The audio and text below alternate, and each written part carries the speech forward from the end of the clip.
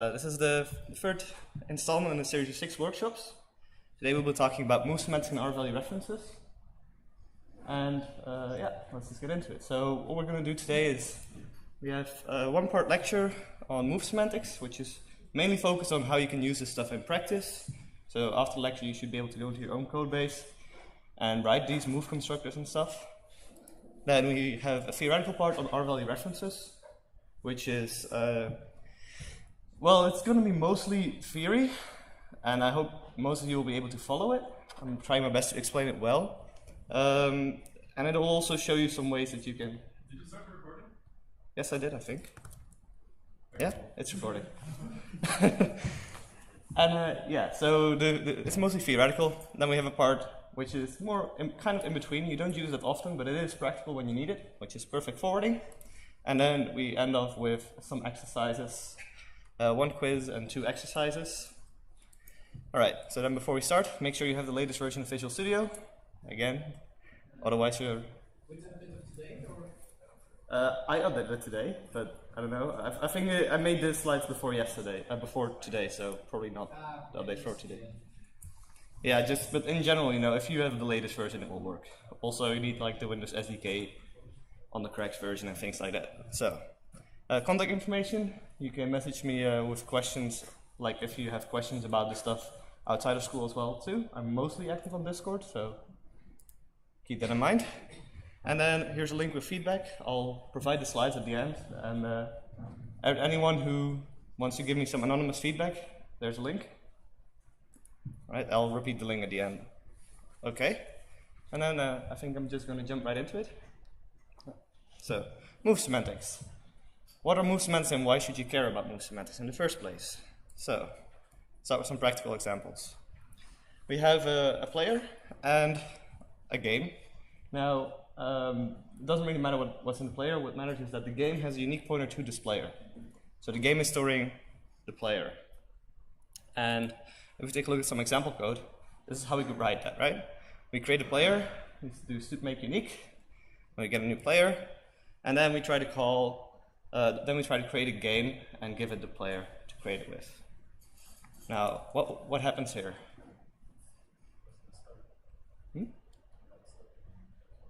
Goes out of scope? No. it copies the entire player. It copies the entire player. No, it cannot. Player is a unique pointer. Yes, compile error. That's correct. So you get this error message, and I'm going to try to like distill this error message so you can read it more clearly. So first thing that's important to notice is in the message itself, right? It's talking about referencing a function. So we already know this is talking about a function. Then this is a function on this type. So we have a std unique pointer of player, and the default delete, that's just some template magic, so you can ignore that part. And then the function name is unique pointer. Now, we know if we have a class which has a function name, and the function name is the same as the class name, it's talking about a constructor. Then, it takes a single parameter, and this parameter is of type std unique pointer, but it's a reference to a const of that type. So, that's the signature, right? What is the signature called? Copy. Exactly, the copy constructor. So this entire thing is trying to call the copy constructor, and the error message is basically saying, okay, right, there is no copy constructor, so you cannot call the copy constructor. Right. Now my question to you is basically, why is it not allowed to, yeah, that's a pretty good point, someone said it's unique. Right, so but why is it not allowed, right? Why wouldn't it be allowed to copy a unique pointer? Copy it, delete it twice. If you were to copy it, you could delete it twice. I mean, you could fix that problem, right? I mean, share pointer, for example. Exactly. So the whole point of unique pointer is to be a unique owner of a resource. Now, if you were to copy it, that implies that you have at least 2 owners, right? Maybe more. But I'm pretty sure you all agree that unique is not 2 or more. Unique will mean 1. So that's why you cannot copy it. But a solution to this is that you can move a std unique pointer instead. And we can do that by putting std move around it. And now the unique pointer is being moved. So this is basically whenever it doesn't make sense to have an object be copied. It wouldn't make sense for a unique object for a unique pointer to be copyable. And instead, when you move it, it guarantees that whatever object you've moved from, so in this case a local variable player, will become null pointer. Could you also have as the make unique inside the game also? Yeah, so the question is, could you also have make unique inside of the constructor for a game? And yes, you could, and you wouldn't need the std move anymore. So you could just put the std make unique directly inside of the brackets on line 10. All right, so when it makes no sense to copy. So sometimes some objects you can't copy, and sometimes some objects you don't want to copy. So in this case, we have again a game struct, and this time it holds a vector of bullets. Now, if we look at some example code, right, the first thing it's going to do is we're going to create the bullets, and we're going to initialize it with 1,000 bullets here. Now, just pretend that this comment is some code that does that. So then, if we do a similar thing that we did before, right, we create the game with the bullets, what will happen? Copy it 1,000 times. Yeah, so all 1,000 bullets will get copied into the game. So that's not ideal, you know. I mean, we don't have a use for the bullets anymore, so we might as well not copy them. So if we put std move around it, what happens instead is it will basically do a pointer swap. Basically, it just says, okay, this thing now points to my bullets that I used to have. And on a similar note, right, my vector of bullets, like the local variable, will now be an empty vector. And the main point of this is that moving here will avoid an unnecessary copy. So just by doing this, you're just increasing performance at pretty much no cost. It's a simple optimizations. And then the state of bullets, so the local variable bullets, is unspecified but valid. This is something the standard will say about all of its types. There are a few exceptions. For example, std unique pointer is guaranteed to be null after moving from it. But in this case, Vector makes no such guarantees, but there's an article on Stack Overflow which explains why it makes an implicit guarantee that if you call the move constructor, but not the move assignment operator, a vector will be empty. So in this case, we can say bullets will be empty, but that's, in general, with most types, it's just unspecified. Right? So that's the state of the moved from object. So now cover the main motivation for using moving. And the first one was when an object cannot be copied. And that's things like std unique pointer, std unique lock, pretty much anything with unique in the name. But also things like basic iStream and basic OStream, that you can't copy them necessarily. And then this is something that will more apply to maybe your code if you're writing like a game engine. You may have some objects that live in your graphics memory, in which case copying the CPU object, like your CPU handle to it, wouldn't make much sense because that would also have to copy graphics memory, and you probably don't want that to happen implicitly. So in those cases, it would make sense to make them movable, but not copyable. And similarly, network sockets, right? You have a connection from two computers. If I copy my connection, like that suddenly doesn't make a new connection on the other side. So copying that would be pretty much ludicrous. And in those cases, you just want the object to be moved. All right. And then we have late boy. All right, and then of course there's the second case, which is when we want to be moving to improve performance. So that goes for any resource that's copyable. So anytime you have a resource that can be copied, for example, you might have just a large array of something on your CPU memory, right? You can copy that. It's just expensive to do so. And again, this is pretty much all collections will generally be movable and not copyable. Right? Any questions? All right, then moving on. We're going to be taking a look at a bit of a bigger code example, which we'll implement to the full extent. Now, this is a surface class. This is very similar to if you've ever worked with the NHTV template. Right, that will also have a surface class. So this is kind of analogous to that. So we start off, we have a width and height in addition to a buffer of pixels. Right? So then a default constructor. Inside of a default constructor, we're just going to set width and height to 0, and we're going to set the buffer to null pointer. Right? So this just means whenever we have a default surface, we don't do any allocations or whatsoever. It's basically free. Then, moving on, we have a constructor that will construct the surface, but this time it will also take a width and height. And the first thing we're going to do is we're going to check if that width and height is less than or equal to 0. I'm going to say in the contract for this function that anytime you pass a width or height that's less than or equal to 0, the entire object will be created as if you default constructed it. So here we set width and height to 0 and buffer to null pointer. Right? Okay. Then obviously, if that's not the case, then what we can do is we can calculate an amount of bytes that we need to allocate for the image or for the surface. We can set the width and the height already.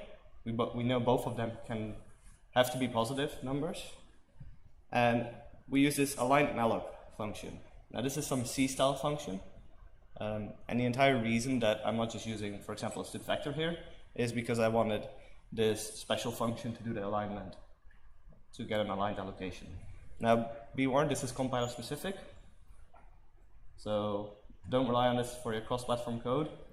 This is mostly just as an example of what you can do.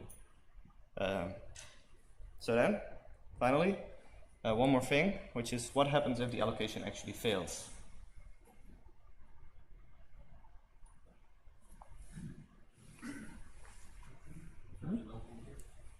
Exception? Buffer is going to be null pointer. Buffer is going to be null pointer. Yes, this is a C-like API. So the buffer will just be null pointer, and we can check for that. And if it's a null pointer, we can throw an exception. Right? And then we can use the fill_end function to clear out the memory. You can basically see this as a memset. This is the C++ way of doing memset. All right, so that will just fill in a certain amount of elements. Yes? Well, if you're casting the buffer, the align_malloc to a pixel pointer, using the static cast, wouldn't that give an error already? No, okay, so the question is if you're casting the result from the allocation, which will be a void pointer, to a pointer to pixel, if that's not an error. No, that's not an error. You're actually allowed to cast void pointers to specific types, and you're even allowed to cast between different types with static cast in certain cases. So type cloning, which is when you want to take something that has a specific representation and then convert to something else with a different representation. For example, you want to get the bytes of a float. You can actually do that with static cast. And in fact, with reinterpret cast, that would be undefined behavior. All right. So yeah. All right. Now that we have this class, right, we had an allocation in here, so we should probably have a destructor. And the destructor is pretty simple. Just checks if buffer is null pointer. It's going to it's not null pointer, and it's going to free the memory. So, is this class correct?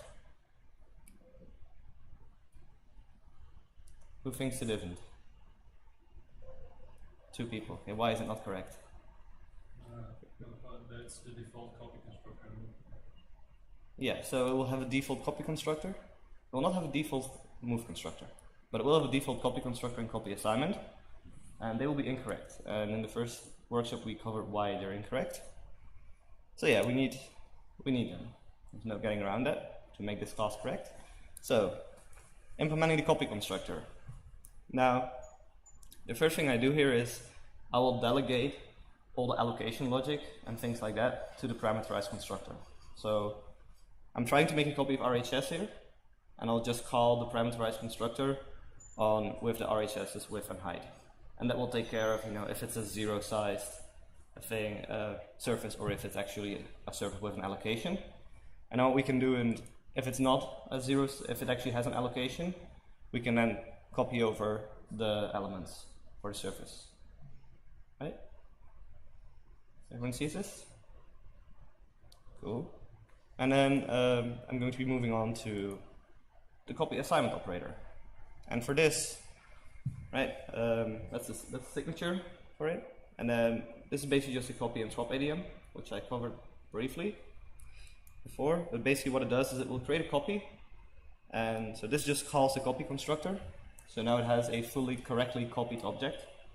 and then it will swap the object that we're assigning to with that copy we've just created.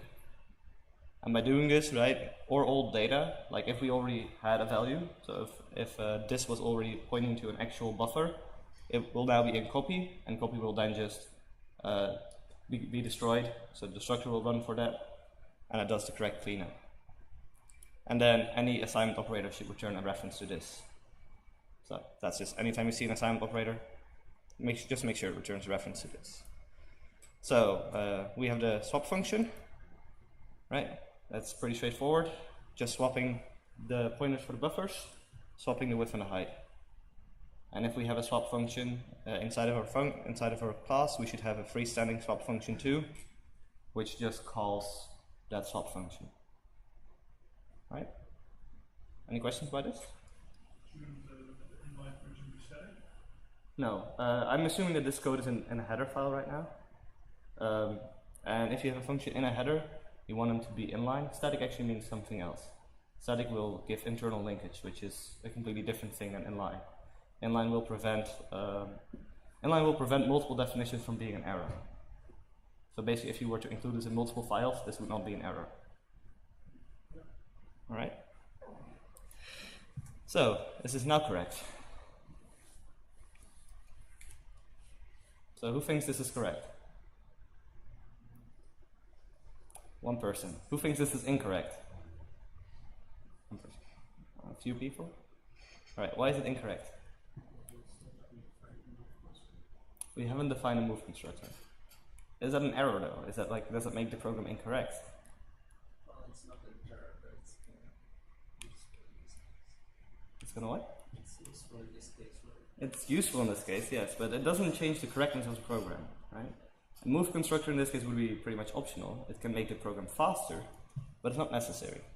And by default, the compiler will not generate one in this case. So now we can use the class. So let's take a look. We have a game object which holds a single surface called image. Now we create this image. We say 128 by 256 pixels. And then we create the player with this image. Now what will this do?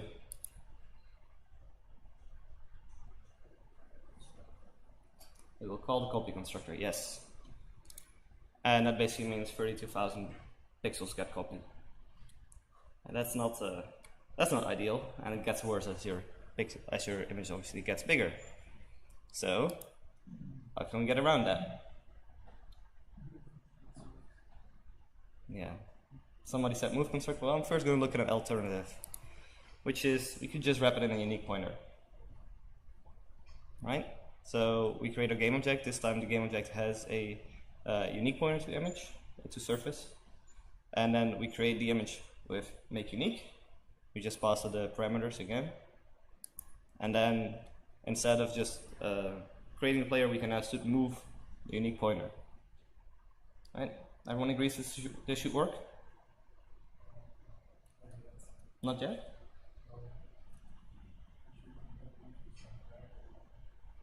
Unique pointer.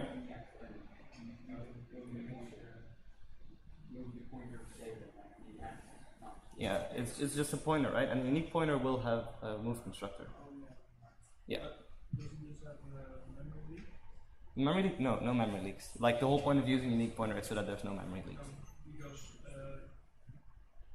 I don't know. So no, there's no memory leaks in this code. This code is correct, right? But does it have problems? You have 2 memory locations at once. Yeah, so now you're doing 2 memory allocations, and there's a few more problems. In fact, there's 3 primary problems, which is, the first is that if this was existing code, this would be breaking your API. So if this was your code base, you'd have to now change every use of this object, right? That's kind of annoying, but not, in this case it's not a problem because we're just writing it for the first time. Then the second one is that there's an extra allocation. Now if you think about it, if we're compiling on 64 bits, the size of a surface is 2 in32s plus 1 pointer, which is 1 in 64. Right? So the entire object is 128 bits, and we're dynamically allocating it. That's a bit much, I would say. So And then in addition to having this allocation in itself, which is already a problem, what I think is actually a bigger problem for performance at least, is that every access to the image now requires an interaction. So you get an extra pointer dereference, you get an extra cache miss in a lot of cases. And that can definitely result in a performance degradation. So instead of actually increasing performance by doing this, we might decrease our frame times or increase our frame times by this. Right? So what if we just do this instead? So we say move image. What will this do?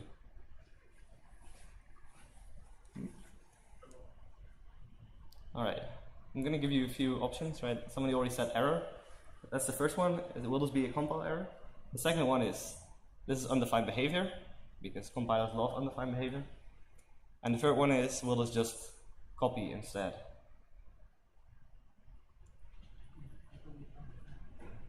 Okay, so I heard an error, I heard an undefined behavior.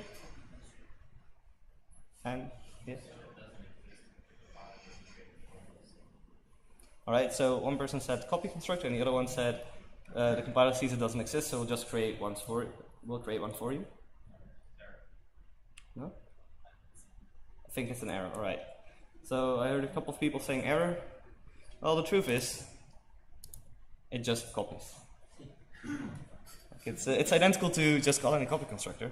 There is no move constructor, and if you try to move something that's not movable, it will just copy it instead. That's actually quite useful because, for example, an integer itself, like the simplest type there is probably, is not movable. It's just copyable. Right? So there's a lot of types that are actually not movable but just copyable because they're very simple. Right? But the important part is that we can actually change that behavior. So, yeah. Any questions about this whole thing? Right, moving on. So, now I ask the question, what would you like this to do? If you could make it do anything you want, what would you want this to do? The new object should have the same values including pointer without changing the memory itself, and the original object should be set to 0, 0. Alright, so what he said is the new object that we're creating, right? So the game object, the player.surface basically, should now have the same pointer value and width and height that our own image local variable used to have, and our local variable that should be 0, 0 null pointer. Right? Well, yeah, I think this one is that's the first point, right? It's very important that the player must have the correct image data. If it doesn't, then I don't care about the rest anymore. Then my code is broken. So I don't want any data to be copied. No, at least not the pixel data, right? And I want there to be 0 allocation, 0 freeze, and finally, I want image to now be in an empty state. And empty is indeed like 0, 0 null pointer, basically the default constructed surface. Right? So how do we make this happen? Yeah, move constructor. So this is what it looks like, the move constructor. It takes a type, it's a constructor on type T. It takes an Rvalue reference to T. That's the thing with the 2 ampersands. And it's no except. So this no except is actually important. Now, some other no excepts are also very important, like on swap. But no except is used for libraries to optimize some code in cases where it knows it cannot throw an exception. So for moving, one of the things you'll see move constructors use a lot is in std vector. So every time you have a std vector, if your move constructor is not marked as no except, it cannot use it because it couldn't uphold exception safety. So no except is primarily a feature that allows libraries to optimize their code. It's not so much a compiler feature, it's more about the libraries that can then choose to optimize code. So anytime you write a move constructor, you should try to make sure that it doesn't throw exceptions, and then if it doesn't throw any exceptions ever, then you can mark it as no except. Right? And then we have this type, the Rvalue reference. It's not a reference to reference. For now, just think of this as a regular reference. There's no difference. Right? So don't be confused by this. It's the same thing. And here we just call, first we default construct the object, and then we call swap. So again, default construction that will set our own values to 0, 0 null pointer. And then swap, which will then swap all the values. Now if you think about this, right, before we call this, this was player.image, and player.image is empty because we just default constructed it.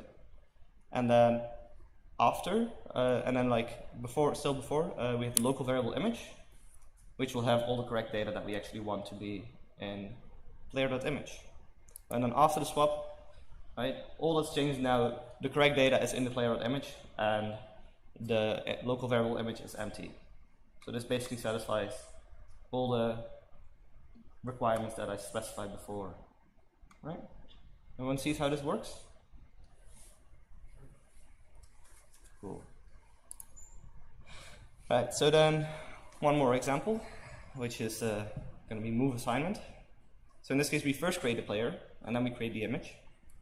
And then I say player.image equals to move of image. So what will this do?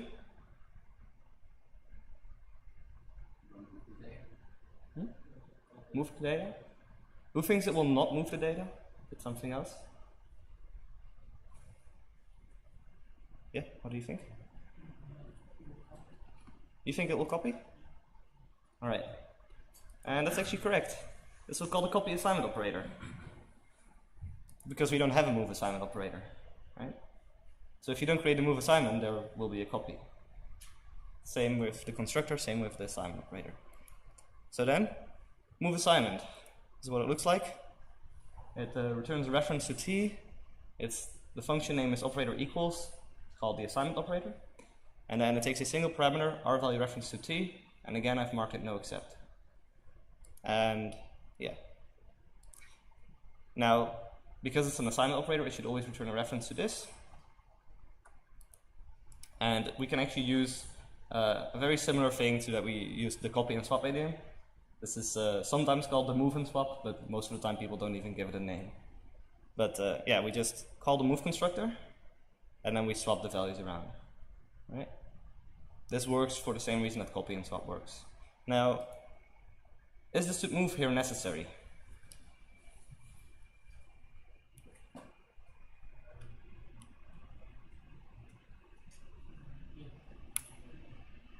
Okay, who thinks no? Right? It's, quite a few people think it's not necessary. Who thinks yes? It's like 4 or 5 people.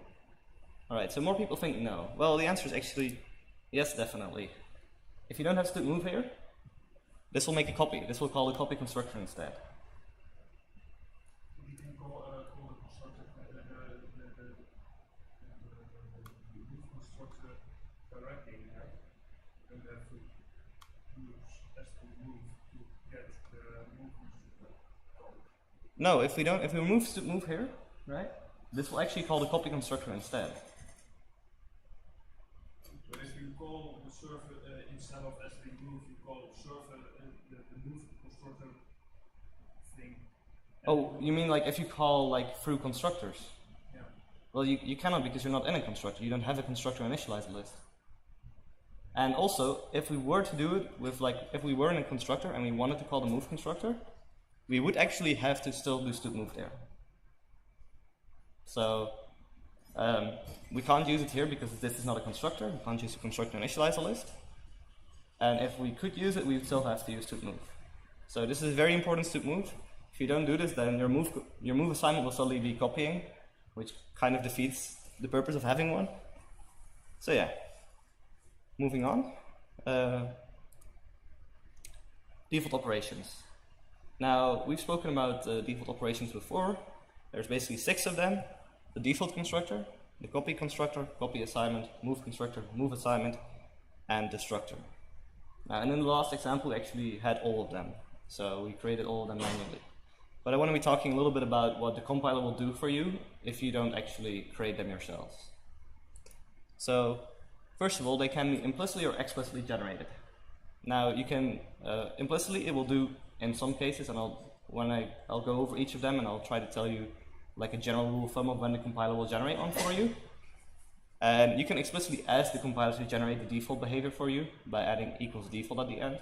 Or doing the opposite, you can actually tell that you don't want one, where it would implicitly generate one by doing equals delete. So, basically what the default implementation will do is it will apply that operation. So whatever operation you're in, so say if you're doing a copy construction, it will apply copy construction to all the fields. And it will be no except if all the fields have the operation also marked as no except. So let's take a look at the default implementation. Now one thing to keep in mind is that this is not exactly what happens, because C++ is very weird, and it doesn't actually define the operations until you call them.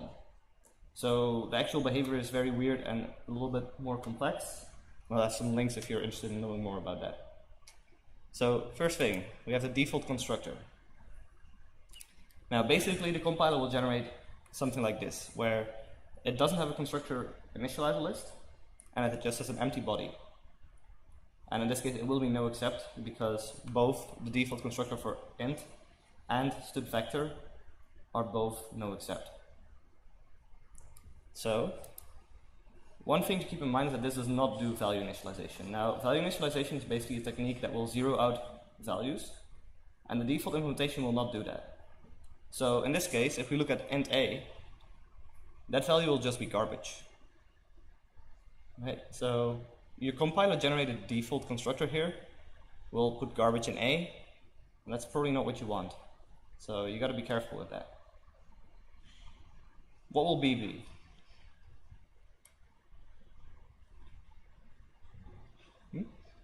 Sorry, what? What will b be? What will the value of b be after a default construction? An empty vector. I want to think something else. Oh, no, that's completely correct. Because, like I said, it will apply each operation to all the fields. So it will default construct a vector, and default constructing a vector is an empty vector. Right. So then, the copy constructor, this just copies a and b. Right. Now, copying a vector is obviously not no except, so this function will not be no except. Right. Then default assignment will assign a and b. Default move, and here's actually where you can see std move being used in a constructor list. So for the move, default move constructor, now note that the default move constructor will only be generated if you have no copy constructors, or assignment, or move assignment, or destructor. So if you define any one of those, the compiler will not generate a move constructor for you. There are some other cases where it will not do that. It has to do with like if you have a base class that has a private constructor or things like that. So in some cases it cannot do that stuff, and then it won't. Now moving them will be no except, so yeah. And then the move assignment, very similar. And then finally the destructor. So this is basically very similar to what the compiler will do. Right, any questions about that? Cool. And one thing to keep in mind, the compiler will generate a copy constructor even if you have a destructor. And that is the source of a lot of bugs. That's why anytime you see a destructor and no copy constructor, your class is pretty much by definition broken. And you should either explicitly mark the copy constructor and copy assignment as deleted with equals delete, or you should implement them properly. Right? That doesn't happen for move constructors. Move constructors have more better defaults, so to speak, about when they're generated. So now one thing that will never happen if you ever manually implement it is that a default implementation may be trivial. I'm not going to go into what that means, but there's a link if you want to know more.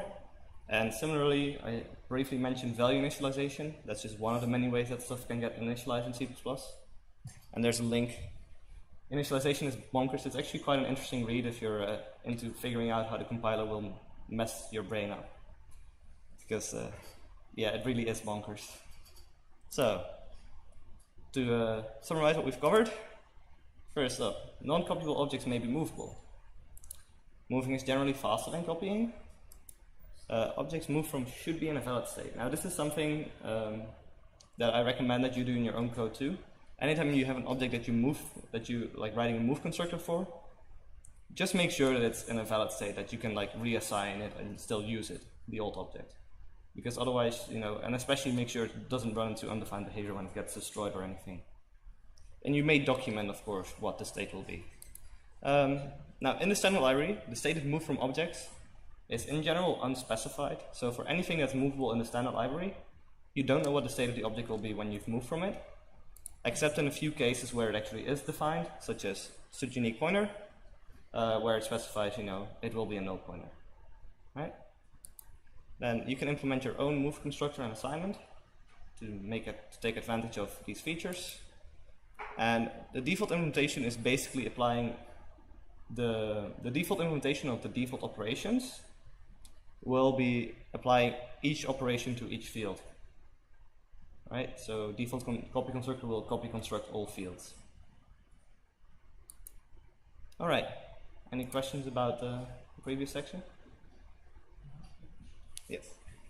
If we try to move on something that doesn't have a constructor on the side, will we get any warning events? So the question is, if we try to call move on something that doesn't have a move constructor or assignment, will we get a warning? And no, you will not.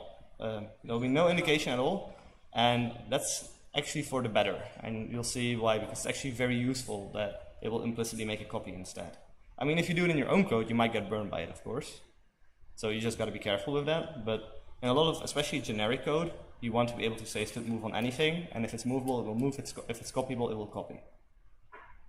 All right. Of course, if it's neither movable nor copyable, it's just going to be an error.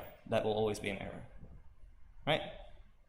So then, let's talk about these things, because I think this is probably the most confusing thing everyone has come across. So, what are they? Well, I already gave away the name, right? This is called an Rvalue reference to T. It doesn't have anything to do with references to references. This is called an Rvalue reference. And then similarly, this is actually not just called a reference. This is technically seen called an Lvalue reference to T. Now, that terminology, most people will just call that a reference, but for this section, I'm going to try to be very consistent and always call an Lvalue reference or an Rvalue reference. All right? And then, remember, references, right? They just alias objects. And both of these are just references. So most of the things about that are true about references, Lvalue reference, will also be true about Rvalue references. So they just alias an object. They're just giving a new name to an object. There's no such thing as a reference to reference. And I think the obvious next question is, what are these Lvalues and Rvalues then? Right? And these things are called expression categories, or at least they're called expression categories or value categories. Like, both of those terms refer to the same thing.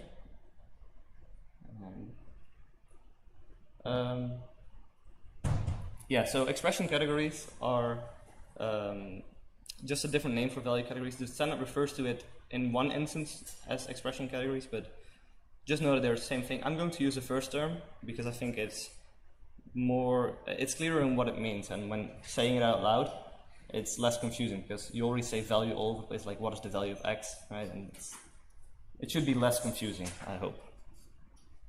So, what are expression categories? And we can continue down this trail because, well, the name is actually very descriptive. It's the category of an expression. But what is an expression? Right, and this is what the C++ standard has to say about it. So, an expression is a sequence of operators and their operands that specifies a computation. Now, that's probably not the most useful description you've ever read. So, basically, things like any operator, and that includes things like call operator and member access operator. So anytime you use an operator, there's an expression there. In addition, anytime you use a cast, so cast, static cast, dynamic cast, const cast, reinterpret cast, all of these are expressions. There's a bunch of other keywords that are also expressions, so things like new, delete, size of, and a bunch more. And then names and constants. Now, anytime I'm going to be talking about names, that basically means anything that you can name yourself that is not a type. So this is non-type names. With other words, variables, functions, that sort of thing. But also parameters, and like, doesn't matter if a variable is static or member, etc. All variables, all functions, all parameters. They're all names. And then constants are things like number literals. So I can say like 5. It's just a number. Those are also expressions. Right? Is that clear? Cool. And then this is the key point, right? Each expression, and when I say each expression, I literally mean every single one of them, will either be an Lvalue or an Rvalue. Right? So if you point at any expression in any code base, that's C++ of course, it will be an L value or an R value. And there are two types of R values, and those are X values and PR values. Yeah, so anytime something is an R value, it can be either one of these. So in total, an expression is either an L value, an X value, or a PR value. And X values and PR values combined are called R values.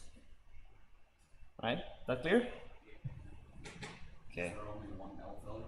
There's only one L value. But there is another grouping, if you're interested to know. L values or X values are called GL values. But I'm not going to mention them because like an expression cannot be that. Forget it. Should have mentioned it. Alright, so I'm going to start off with a little bit of history of the terminology. So where do the names L value and R value come from? Because it might give you a bit of context of how this whole mess came to be. Right? So historically, L value meant left value and R value meant right value. And when it's talking about left and right, it's talking about left-hand side of the assignment operator or right-hand side of the assignment operator. So let's take a look at some code. Here we say int is int x, and then we say x equals 5. I think you will agree this is pretty simple code. And then I say 7 equals x. Now what does this do? Okay, who thinks this will be an error? Yeah, this is pretty convincing. Yeah, this is definitely going to be an error. But I'm going to ask you another question. What could this mean? Right, if this wasn't an error and the compiler would actually accept this, what would this mean? An object? But what? Okay.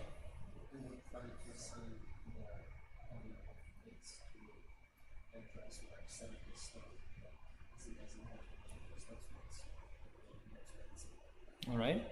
That's actually like very close to the point that I'm trying to make. Well, yes, but that's a different. I'm like saying, what if this would compile, right? What if the compiler would allow this, right? You also had an idea. Yeah. Okay. Well, no. It's like it's not going to change the L value or R value in this, but that's something we'll get back to. But yeah, his point, I'll try to like rephrase it. Basically, imagine that the left-hand side here, it's creating a temporary object of type int with the value of 7. Right, so now we actually have an object there. And then we call the assignment operator, which will assign x to this temporary object. So this temporary object's value would then be changed to 5. And then this temporary object goes out of scope and it does nothing, right? But just think about it like this would be a possibility. And we'll actually see that this is possible to get in actual code. Like not with this syntax, but with different syntax. But yeah, of course, right now it's just going to be an error. So, and the error is actually already hinting at something. Left operand must be L value. All right. So here we have x is an L value, and 5 or 7 are R values. So these literals, they're R values, and the variable is an X value. L value. All right. So then, if we have the sum function here, it has an int a and an int b. It just says a equals a plus b, and then returns a. Now you might wonder why I wrote it so verbose. Well, we'll get to that. So here we call the sum function sum 7 and x. So we're going to add 7 to x. That will be 12. But the important thing to note here, right? This 7 we've seen before. This is an R value, right? But this a, well, this can appear on the left-hand side of an assignment, right? Like this sum function will compile. I think everybody can see that. And that's because this a is an L value. What I'm trying to show here is that like different expressions which are pointing to the same value, basically, can have different categories. So a category is not tied to the type. So they're both int, right? The type of 7 is int, and the type of a is int. But their categories are different. When it's 7, it's an R value. When it's a, it's an L value. Right? Everyone sees this? Cool. And then also this whole L value and R value terminology kind of falls flat here, because here we do y equals 5. And what will that be? Exactly, error. Because y is const. Now you can imagine this came from C at some point. and in C there's no const, so maybe that wasn't a problem there. But actually, let's say we have this function multiply, and it's just going to multiply a and b. It has the same signature as sum. Okay. And if I say sum equals mul, well, yeah, error, right? So, but I'm going to tell you that both sum and mul are actually L values.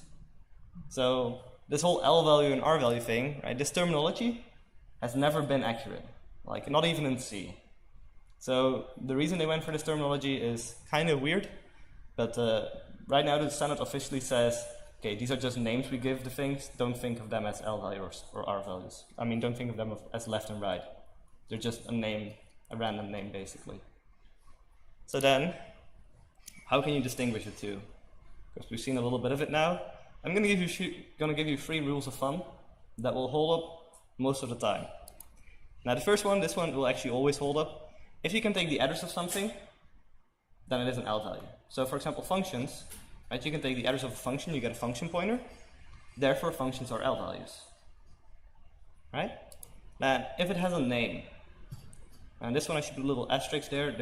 There's like one case where this is not true, but in generally anything with a name, so any variable, any field, any function, right? Any parameter, right? Those things, they all have names. They're all L values, always, no exceptions. What's not true? That's with X values. We'll get to that later.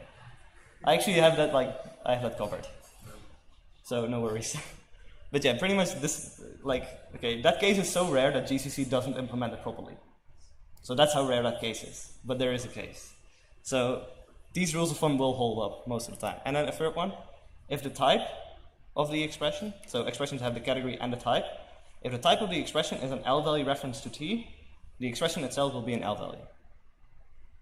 So that's basically the only time that type and expression, that the type actually determines expression category. Other times expression category is irrelevant of type. Alright. So then, let's take a look at this code that we've seen before. This was the surface, the parameterized constructor, and I'm just going to go over different expressions in this code, and I want you to kind of just shout out whether it's an L value or R value. Right? Think that's possible? So, with L value, correct. L value. Height, L value, right. Zeros, R value. Width is less than or equal than 0. I heard a few L's and a few R's, okay. Think about it, go through the steps, right? Can you take the address of this?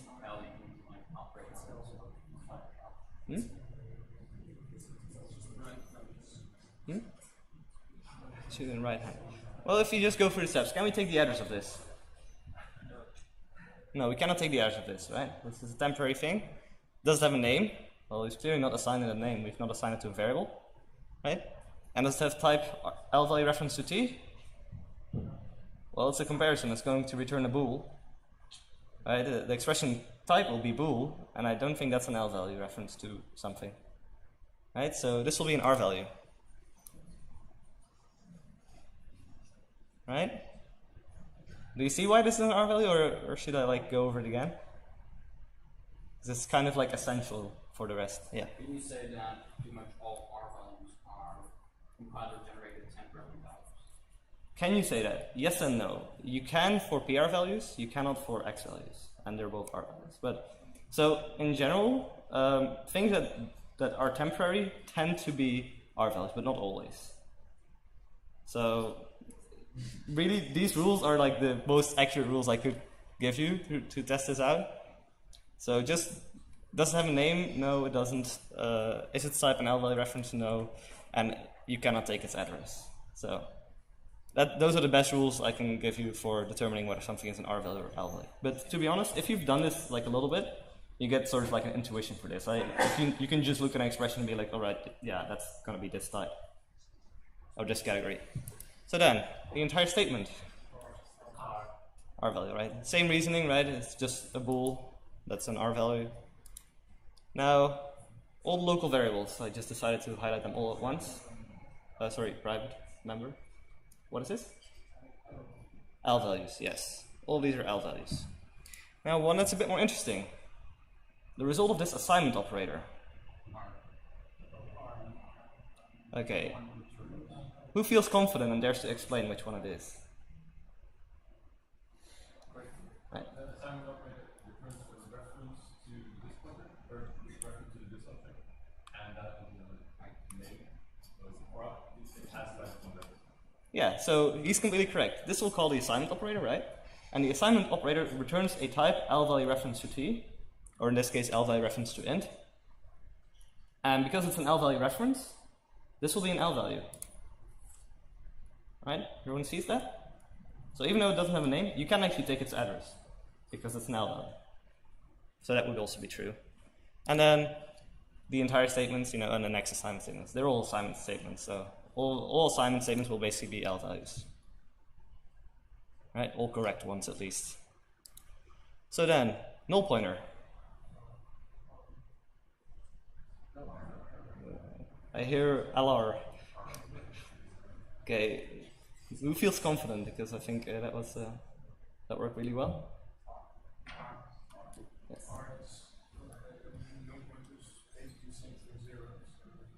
Null pointer is basically the same thing as 0. It's actually not the same thing, but it is a compile time keyword, and it will return you a type of null pointer t, and that's a temporary, so it will be an R value.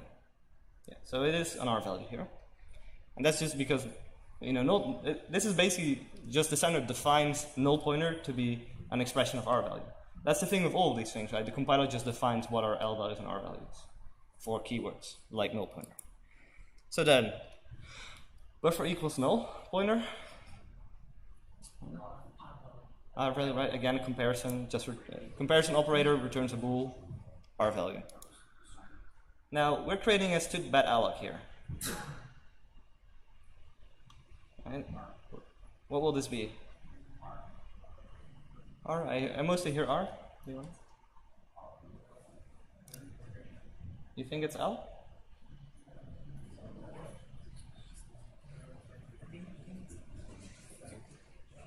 Okay, you think it's an L too. Okay, why would it be an L?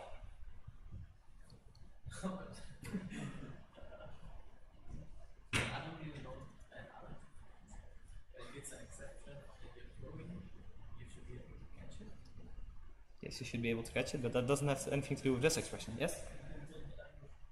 You can take the address of it. Can you, though? Alright. So this is indeed constructing an object. So there is an actual object, but the thing is, we haven't given it a name. And because we haven't given it a name, it will not have an address yet. This is just a temporary thing that lives in the compiler's logic, so to speak. Right? And because it doesn't have a name or anything, we cannot take its address. And again, the type is not L value reference, the type will be std-bad alloc. Right? That's the type we're creating, it's literally that type.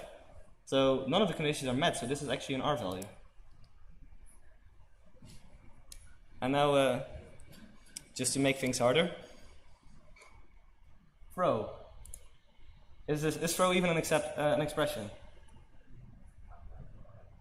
I mean, so is null pointer. Null pointer is also defined by the compiler. Why would it be an R value? Null pointer is an R value, but is throw an expression? Like return is not an expression. I'll give you that as a hint. Which is. So who thinks this will be an expression?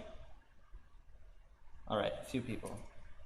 Yeah, that's actually completely correct. It is an expression. And what is the type of the expression?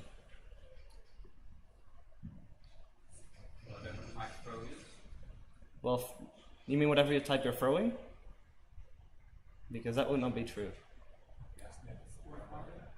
No, I'm asking you what the type is. So not the category, but the type.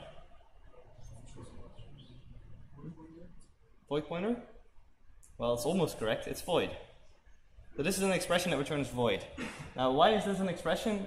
Because it's an expression, you're actually allowed to do throw in, say, a ternary operator, which is sometimes useful. It used to be very useful in C++11 with cons expr, but not that useful anymore. But yeah, throw is an expression, and its type is void.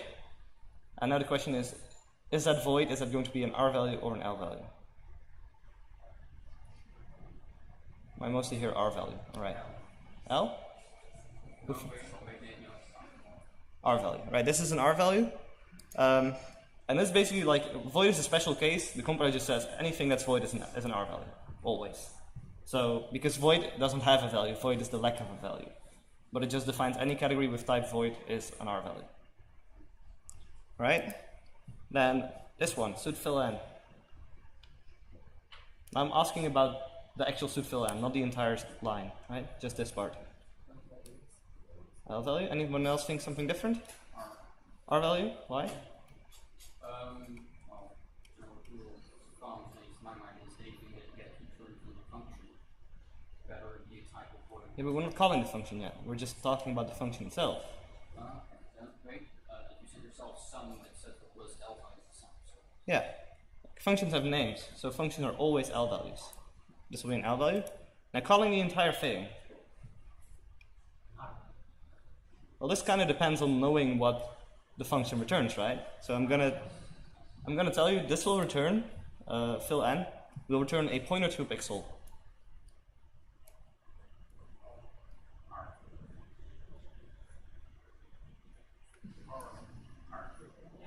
R. I hear a lot of R's. I hear a few L's.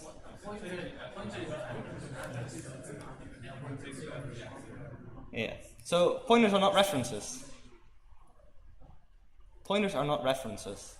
Keep that in mind. A pointer has nothing to do with a reference. They're conceptually completely separate topics. So a pointer is just a value. It's basically just an integer, right? And this is like returning a temporary integer, right? So it's an R value. But yeah, with function calls, you need to know what the function returns to be able to determine the expression category, which is why I told you what it returns. All right. Any questions about this? Yeah, the fill n function, it means that it returns pointer. Yeah, but it's a generic function like templated, so we'll return a pointer to pixel in this case because we passed the pointer to pixel. It will return an iterator otherwise. Would store that temporary pointer into pixel, would then std fill n be an L value, so R value. Okay, so if I were to store this, right, say I do like a variable here, right, and I store to that variable, the expression itself would still be an R value. So the whole call would still be an R value. Just anytime I then use that variable after I've defined it, any use of that variable will be an L value.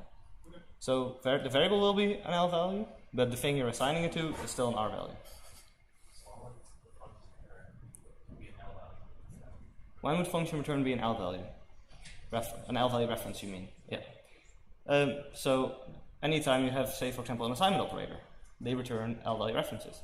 Or if you have a getter function that can actually modify the value. So for example, on studVector, if you index it, you get a reference to an element.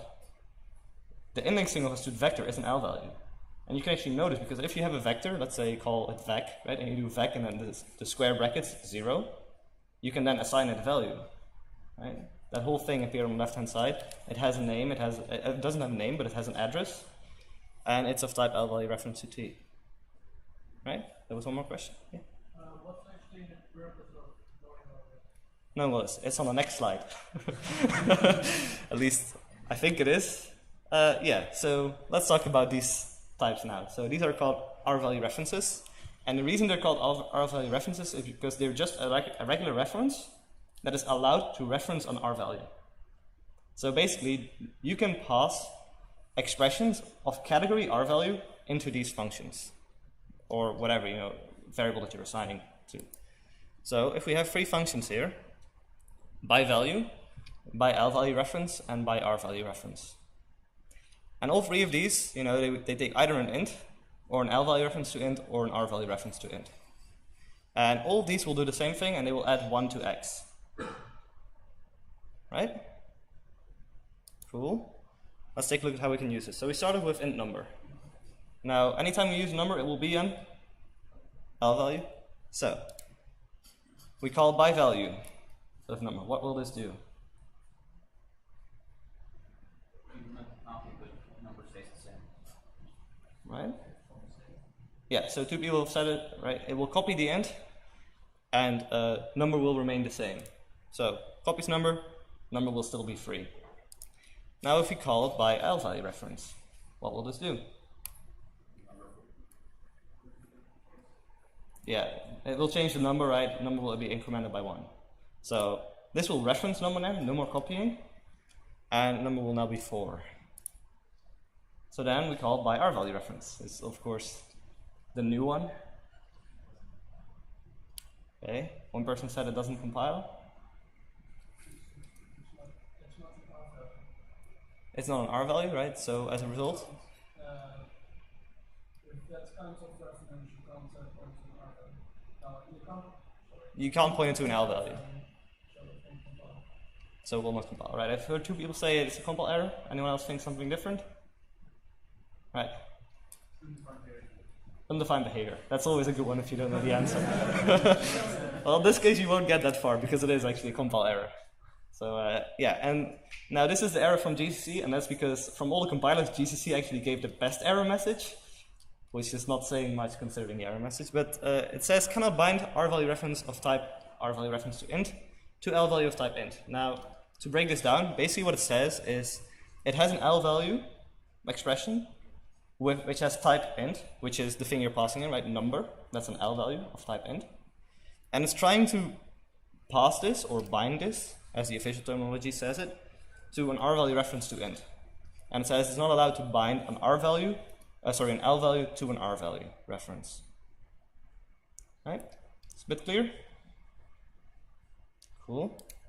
Then to move on, now this time we're creating instead of passing number, we're going to be creating a temporary object of int with a value, in this case value 7. So what will this do? Copy the line. It will move that integer using x, and then x will be. So we said it will move that. It can't move because int is not movable, so we'll copy int, right, instead. But yeah, you're pretty much correct. So this will copy the value of int, right? It will copy the temporary object, and the temporary object will still have value 7.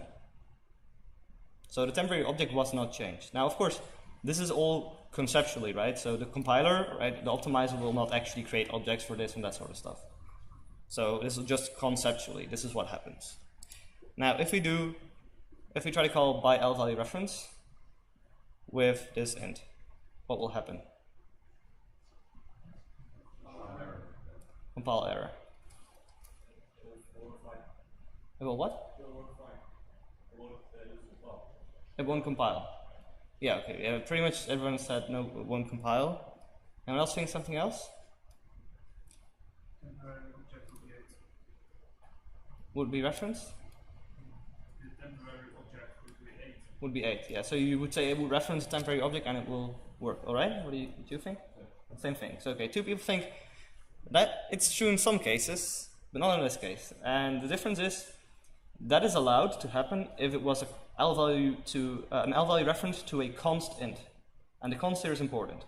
But when it's a non-const L value reference, you're not allowed to pass in an R value. So here we get a very similar error message. In this case it says, okay, it has an R value of type int. You mentioned you have to have const to make this work, but would it then still update value?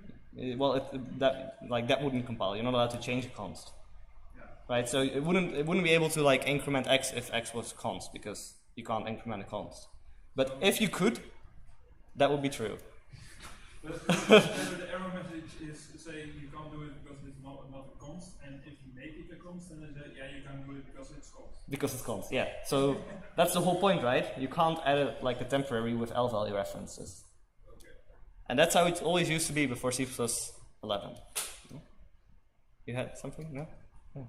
You want like all right, so now to read this error message, right, it basically says I have an R value and its type is int, and I'm trying to pass it to a non-const L value reference to int, and it says that's not allowed, so that the compiler just doesn't allow that.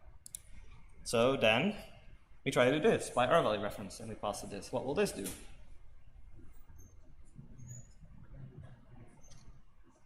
All right.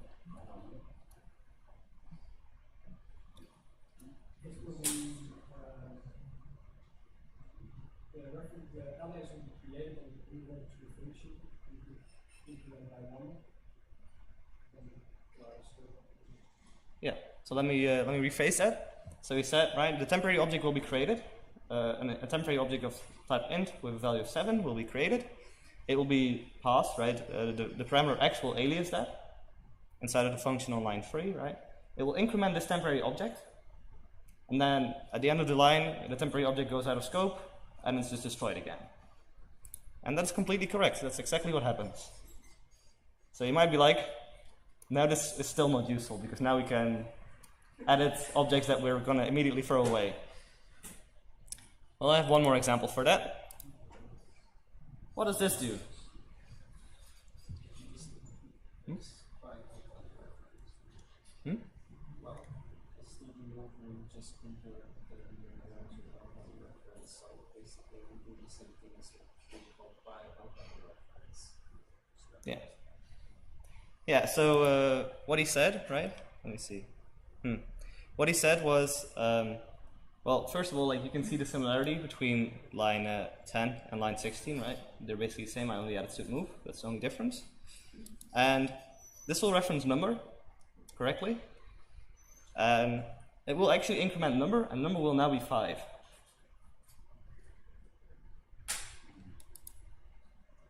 So I'm asking you, what will move actually do?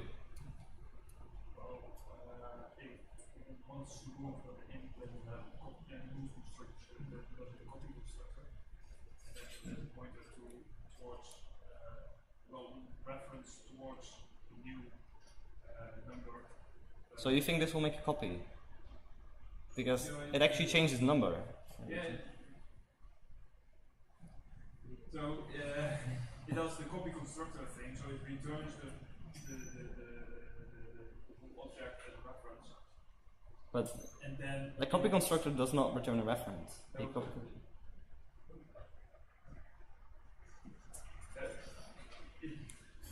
Basically, it returns the reference to of the object. So move returns a reference to the object. Well, I actually have a hint here, but yeah, you already said the answer before I even asked the question. Do you want to say it again? Well, it just converts it to R-value reference. Well, returns the R-value reference of that type pointing to that object. Yeah, referencing an object.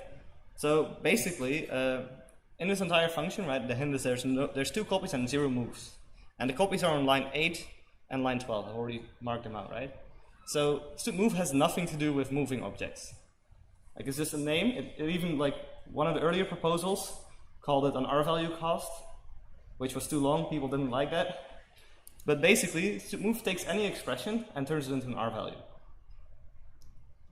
And it does it with references. So no copying, no moving, nothing of that sort. It just takes any expression. You can literally pass it anything, and it will turn anything into an R-value. And that allows you to call, in this case, the R-value reference function with an L-value. So number is an L-value, but we've turned it into an R-value by using move, and then we can actually call the R-value reference function.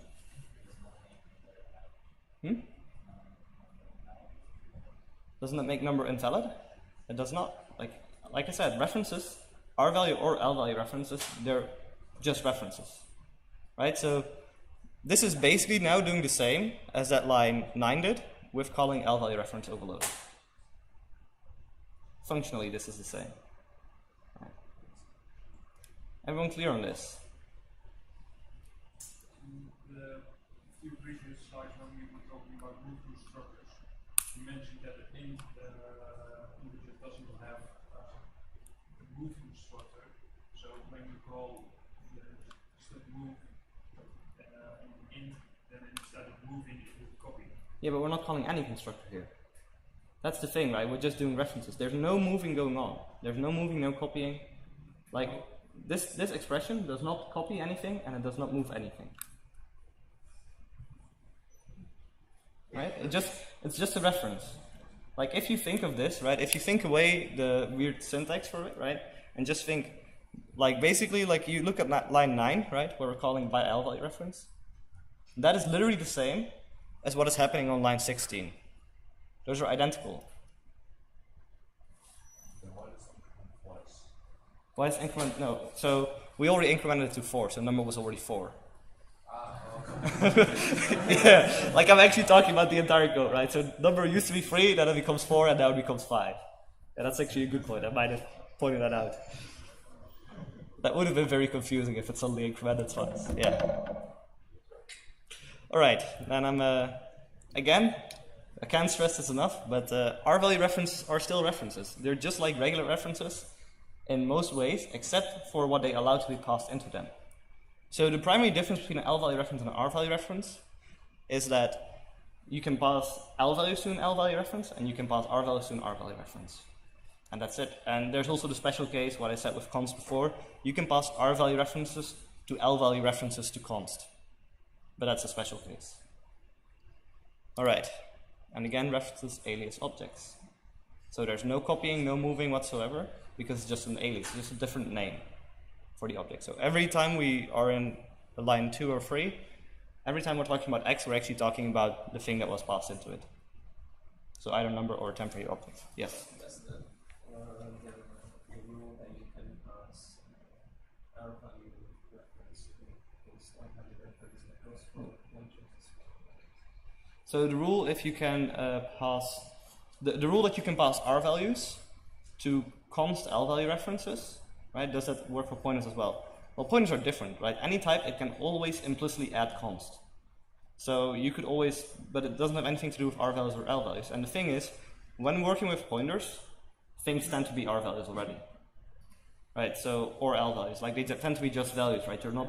I mean, for example, a case where you have a function which takes const pointer to char, you can pass like a literal. Do you mean const pointer to char or pointer to const char? Pointer to const char. Pointer to const char, yeah. So you can pass a literal string value to it. Yeah. Is that the same thing?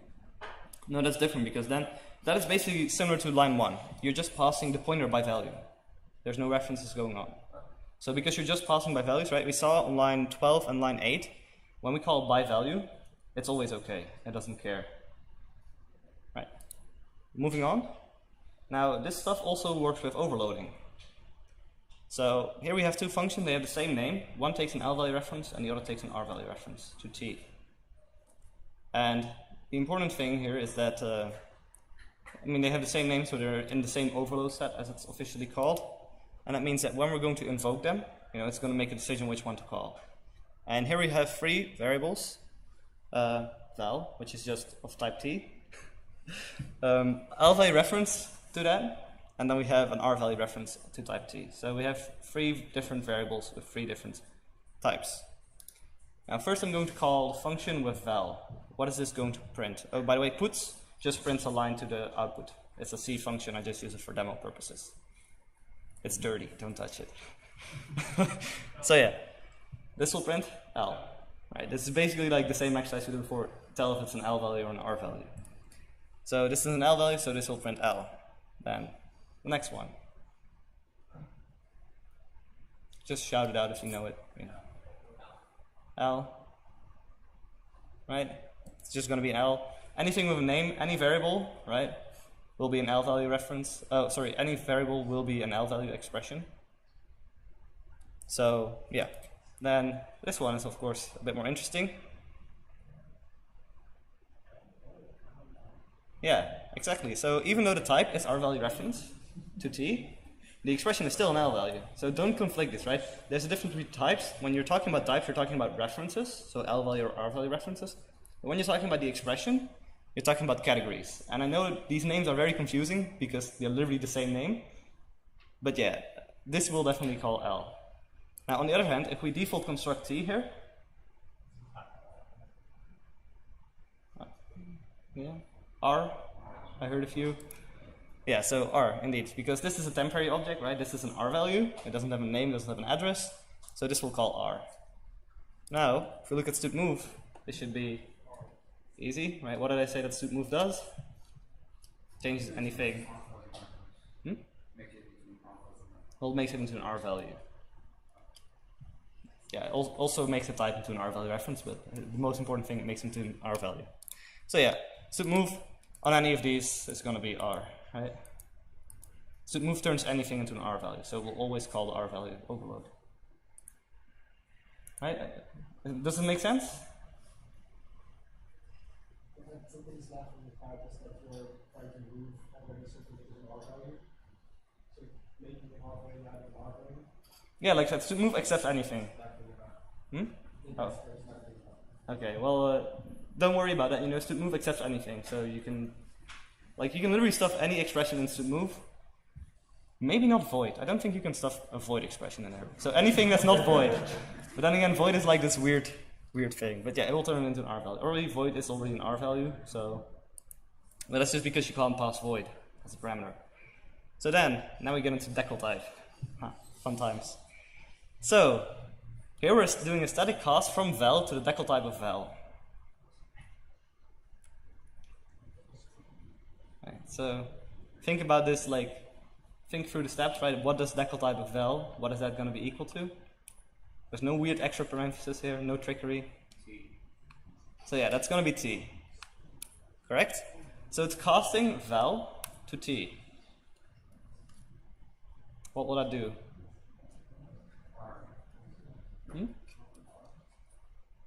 This is going to call r. All right. I'm not just talking about what will it call now. I'm also talking about what will this entire expression do.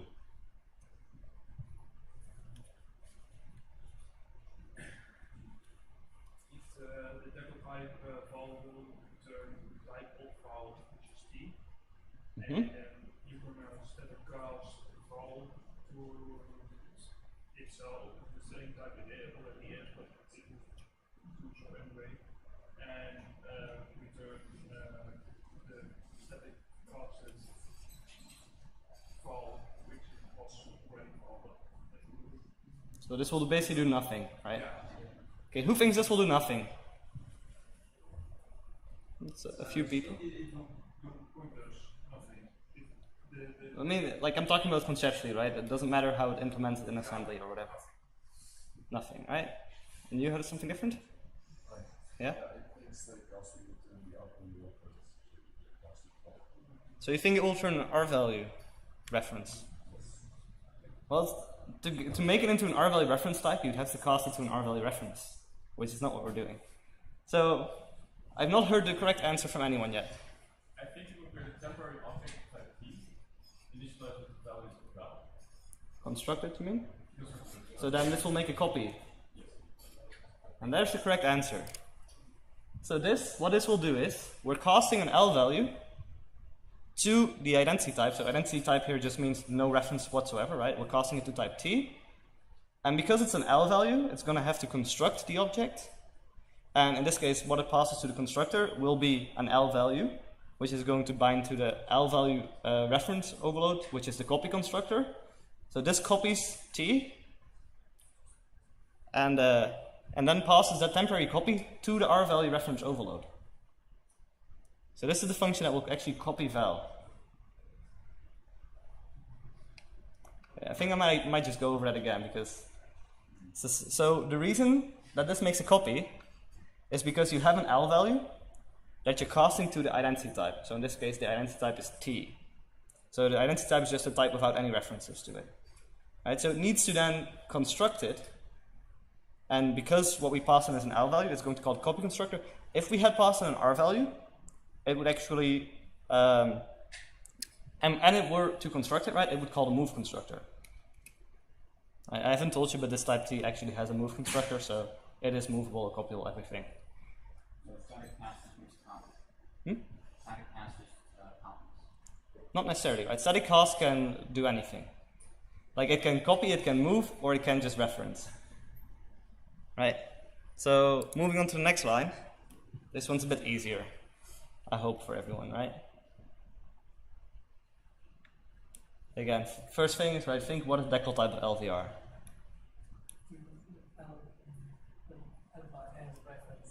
Yeah, an L value reference to T, correct.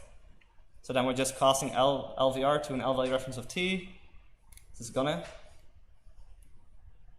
which overload is gonna call? L, yeah. So this one's pretty simple, right? This is just, you're casting to an L value reference of T now. The next one, now we're casting to an R value reference.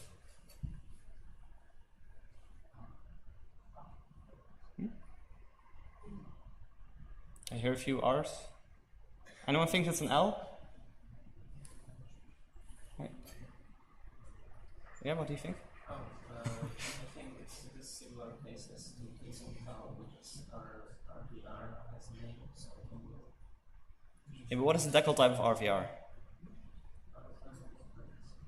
R-value reference. So it's casting to an R-value reference.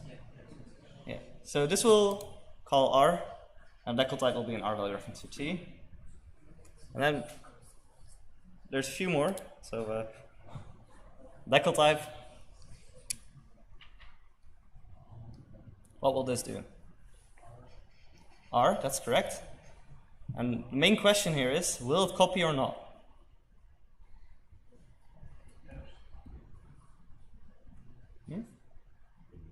Copy or move, something like that. So remember, we're casting it to type T here. We're casting it to the identity type.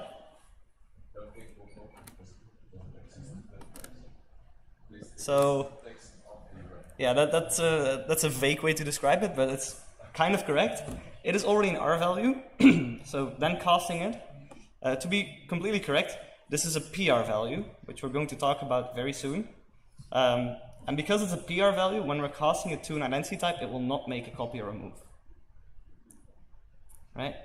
And that actually is one of the few differences between PR values and X values, and we'll talk about that very soon. So this doesn't copy, this doesn't move either. No copies, no moves. Right, now one more variation on all of this is we do Decltype and then we add R-value reference to the Decltype. I see a few agonizing faces over there.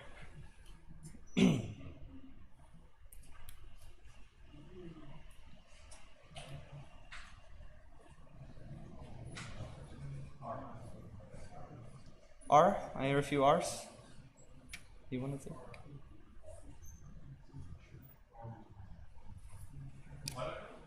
Compiler error? Why? Because you trying to pass a L value to an R value reference. Right. That's actually the only way to turn an L value into an R value, and that's exactly what the move does. So it's not a compile error. And in fact, this entire statement could have been replaced with stup move val. And we've seen that before. As is going to call R.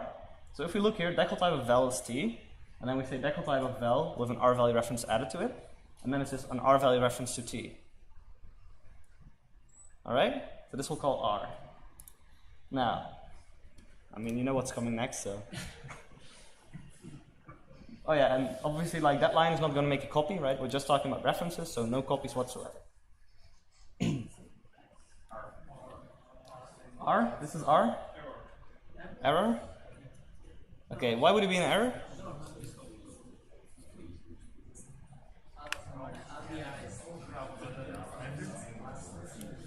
Okay, so his point is that Decltype of LVR is already an L value reference to T, and then adding an R value reference to that will be a compile error. That was his point. Right, everyone agrees with that? Yeah, it's super close, So, okay, this is not a compile error. There are no compile errors in this entire code. That's a spoiler, but there's only 2 more lines after this, so. So who thinks this will call R? Let's just do show of hands. Okay, who thinks this will call L? Nobody. Right. This will call L. So the way that this works is, right, we already have an L value reference to T, and now we add an R value reference to the L value reference of T. And now we have 2 references, and then something called reference collapsing happens, and it basically goes like, if there's an L value reference anywhere, it will turn it into an L value reference. Only if you have an R value reference to an R value reference will it remain an R value reference. So this then casts it to an L value reference of T, which then basically does the same thing as line 21, I think? Yeah, line 21. Any ampersand after the Decltype LVR are pretty much farming. In this case, but they are added like in the first case, right? Yeah, but in this case, since it is a reference, any ampersand is that. Yeah, so because it's already a reference, an L value reference, anytime you have an L value reference and you can add whatever references you want to it, it will always remain an L value reference. The only way to get from an L value reference to an R value reference is to first remove the reference and then add it again. No worries, I have a slide on that like later. So then, RVR. This is going to add an R value reference to an R value reference. This is going to be R. Yeah, so this is the one case where an R value reference remains an R value reference. And then we have this one. R. Alright. That's correct, this is also R.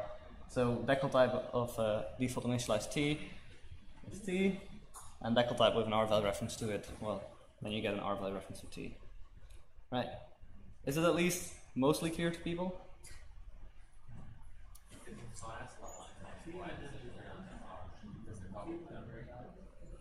Why does it turn out to be R? Okay, so whenever doing casts, or actually function return types, which is something we will see in more detail later, if you're casting to an identity type, so a type without references to an identity type, anytime you're casting to an identity type, it will be a PR value, so that's a type of R value. Anytime you're casting to an L value reference, what you get is an L value.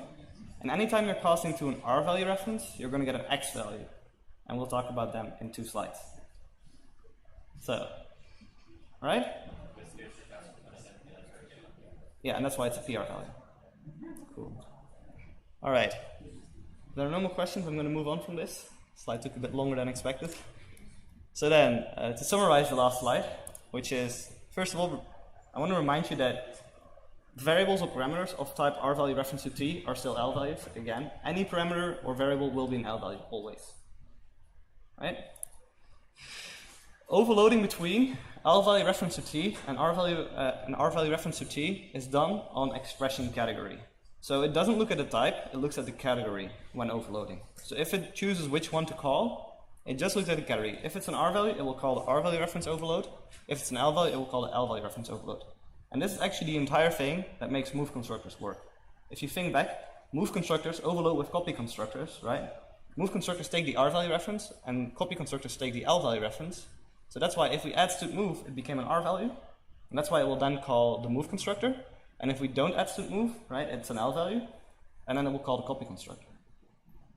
That's also why if we were to construct an object that takes, for example, a unique pointer, and we just pass it std make unique, that's going to be an R value, the std make unique, so then we don't need to add std move because it's already an R value.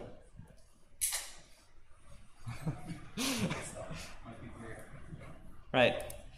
Now references to references collapse, so this is kind of what we saw before. Here we have L and R, those are just an L value reference and an R value reference.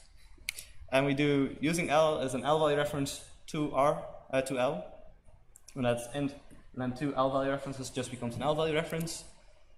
An R value reference to an L value reference will be an L value reference. An L value reference to an R value reference will be an L value reference, and then finally an R value reference to an R value reference will be an R value reference. So these are the reference collapsing rules. Basically, anytime there's an L value reference involved, it will be an L value. Otherwise, it will, if there are none, it will be an R value reference. All right? That's what? For what? For line 4. Yeah, no, it will be an L value. Like at the end, right? The last thing, right? It says it will be int L value. Yeah, like just look at the comments on the right. That's they explain what's going on. So, Decltype name with a name will give you the declared type of that name. Again, names anything that's not a type, so functions, variables, and parameters. And binding or casting an L value or X value to a non-reference type, so to an identity type, will construct it. Now this is the weird thing we saw where val got copied last time. Next slide is on the difference between X values and PR values. So, yeah, and then, but casting a PR value to an identity type will not. So that's the reason why line, I don't know what line number it was, like the first one of them would copy val, and the last one of them wouldn't, because it was already a PR value. All right, any questions about this before we move on? We're almost through the theory part, don't worry. Alright, so yeah, okay, then PR values and X values. So basically, I'm going to show you where X values come from, and then anything that's not coming from like one of these rules basically will be a PR value, with a few exceptions. But Okay, that's because I'm only going to show you 2 sources of x values, and there's like 7 of them, but they're so niche. Like they're basically like you gotta like take index into a temporary an array that's a PR value, then you get an x value. But that doesn't happen because you can't even create an array like that. So don't worry about it. In most cases, if you want it, there's a link to the full list of stuff. But basically, anytime you call something to an R-value reference, you're going to get an x value. And anytime you call a function that returns an R-value reference, you're going to get an x value. Those are the 2 primary ways. So this expression here, the test expression, that is an R value. X value. X values are also R values, but it's an x value, right? And then pretty much anything else will be, pretty much all other R values will be PR values. And like I said, there's technically 7 ways to get an x value, and you can check the link. It lists them all out very formally, right? Now, why would you return an R-value reference from a function? Question? Yeah? So when you move, yes. So a move, std move, returns an R-value reference, so you get an x value. And honestly, in most production code, there is 2 functions that will give you x values, and those are std move and std forward. And we'll talk about them both later. Right? So when would you want to return an R-value reference from a function?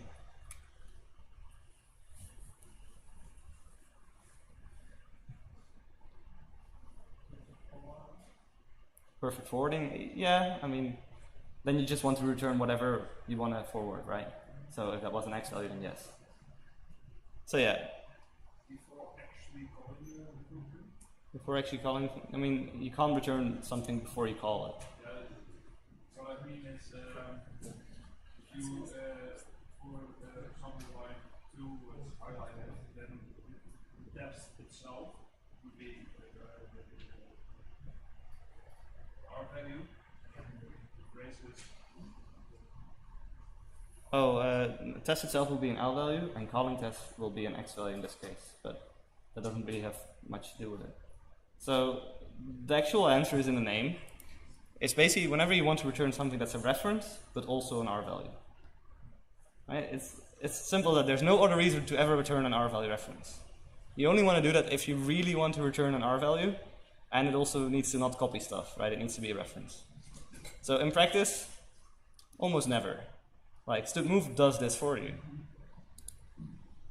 And again, R value references are also just references. So if I do R value reference, if I return an R value reference to an int here and I return 5, this is just a dangling reference, just as it would have been with an L value reference. Right? So don't just return like local variables and stuff like that. That's bad. Very bad. So, Decltype. So everyone loved Decltype from the previous section where it did weird stuff. And the reason it does weird stuff is because if Decltype's argument is not a name or it is in parentheses, so a name that's in parentheses or not a name at all, then it will return the type based on its expression category. And we'll look at some examples of that. So first of all, we do Decltype int. That should Decltype x should be int, right? Everyone's seen this before. And then we do Decltype with the parentheses around it. And last time we saw that this turned into an L value reference, right? I'm now going to tell you why this happens, and that's because x is an L value. Because x is an L value, when you add these parentheses, it will make an L value reference to that type. So, because x is an L value, this will become an L value reference. Alright? Now this makes more sense? Then if we have 5, right, Decltype of 5 is just going to be an int. And if we do Decltype of 5, well, 5 is a PR value. Right? It's an R value, and it's not like returned from a function that returns an R value reference, etc. We're not casting it to an R value reference, so this is basically a PR value, and a PR value will change its type to a identity type. So because this is a PR value, right, this will be an int. Right? Now we have y here. Decltype of y is going to be L value reference to int, yeah. And then we add the parentheses, so now it just looks at the expression category. Y is an L value, therefore L value reference to int. Now with z, right, Decltype of z, R value reference to int, correct, and then with the parentheses around it, L value reference to int. It's pretty neat, right? All right. Now there are some fun things you can do with this, but moving on. Here we have a struct int wrapper, and it just has a single member variable int value. Now we're going to look at x values a bit, because here I say Decltype creating an int wrapper dot value, and this is one of the other cases where I said you could get an x value. If you have an R value object and you access a member on it that is not an L value reference type, the type will also be an x value. So this is going to be an x value. Right, this expression is an x value. But what is the Decltype of this expression?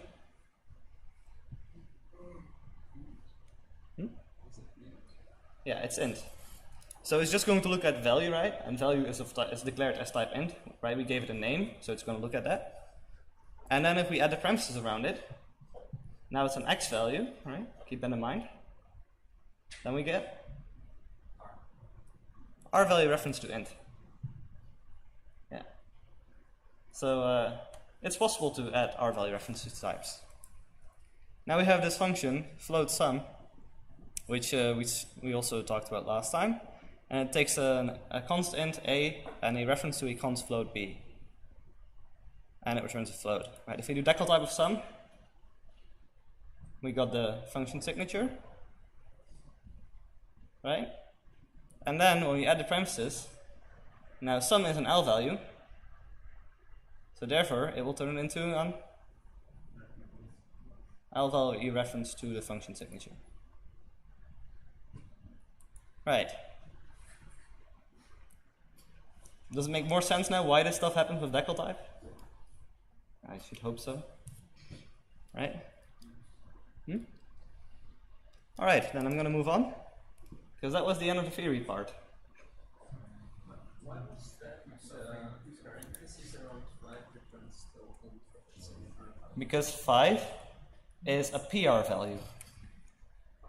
So PR values will give you the identity type, L values give you the L value reference type, and X values give you the R value reference type.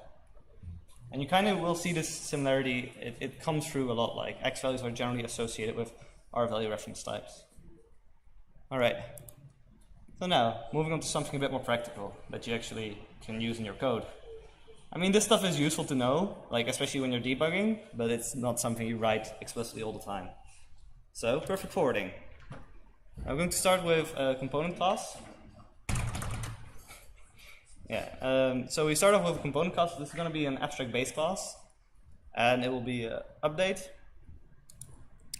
It will have a function update, right, and a virtual destructor. It's no accept, it's marked default, right, pretty standard stuff. And then we have a particle system, and a particle system is going to have a vector of particles. Now, a particle will just have a position x and y, and then a velocity vx and vy. And then if we look at its update function, it's just going to iterate over its particles, and it's going to add to the position the velocity times the time. Pretty straightforward stuff. Right, any questions about this? No? I'll give you a few seconds to read it. All right, then we need a lot of space, all right? I believe this is the longest example in the slides. So, game object. This will have a vector of unique pointers to components. So we don't have to deal with like destruction and stuff. You know, the vector and the unique pointers take care of that. And then we're going to be using this game object, and I'll create a game object called fire. And here's what I want to do. I want to be able to say fire.createComponent particle system, right? And I want this to create a particle system, and I want it to return a reference to the particle system that it just created.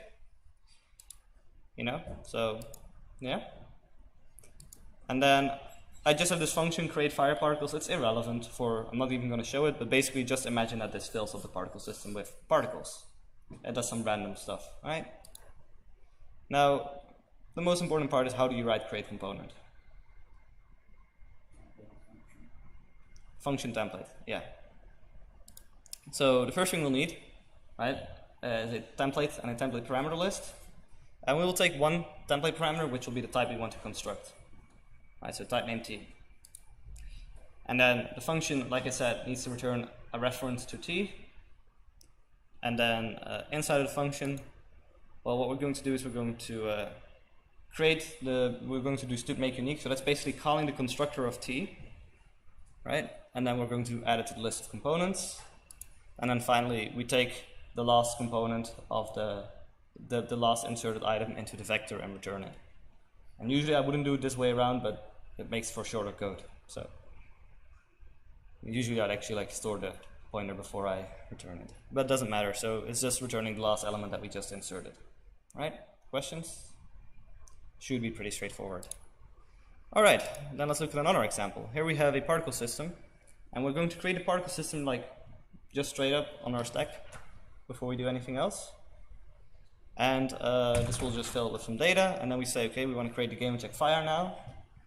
And here we again want to create a particle system, and this time I wanted to make a copy of particle system. Right, so I wanted to create a component, and I wanted to copy the data that we already have. Right?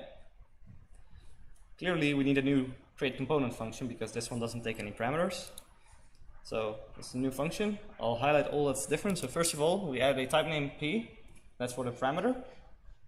And we take a single parameter. I'm just going to take it by identity type. And then I'll call std_move to move the parameter into the constructor of t. So it's now going to construct particle system with that parameter moved. So then, what happens here with particle system? How many moves, how many copies, etc. What will happen? I'll give you some time to look at it.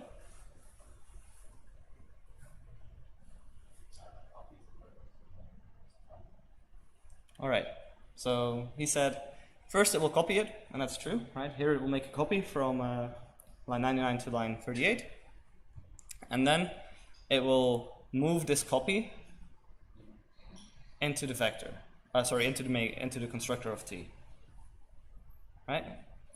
So this will first copy, and then it will move. Now, if the type is not movable, this basically means it will make two copies. Right? In this case, particle system is movable, but if it weren't, then it's something to keep in mind. So, all right.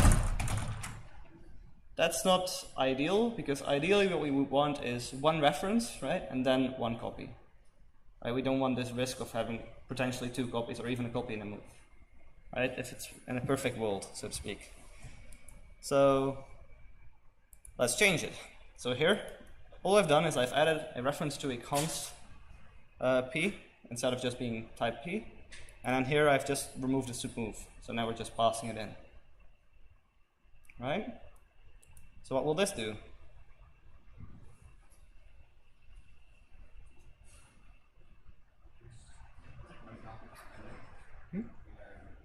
Error? Why? It's not constant? Never mind. Okay, it's not an error. No copies and a move? Just one copy, I've heard. Well, that's correct. So let's take a look at what happens here. Here's just going to pass my reference, right? No copying, no moving, just a reference.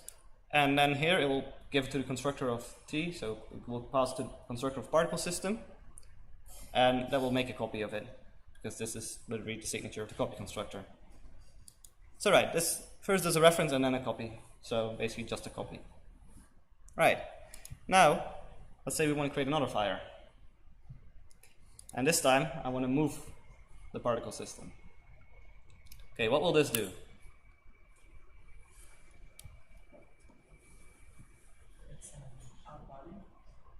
That's correct, it's an R-value.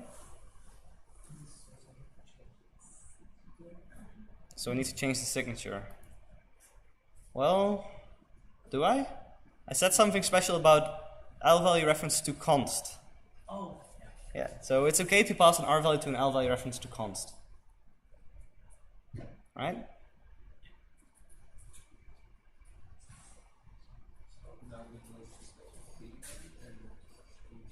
Yeah, so now if we look, right, it passes just a reference. That's going to be fine because you can pass to const L-value reference. And then here it's just going to make a copy of it. So it's literally doing the same as line 99, which is not what we wanted. We wanted it to be a move. So that's not great. So what if we actually change this to std move param? What would that do? Gonna error out? No.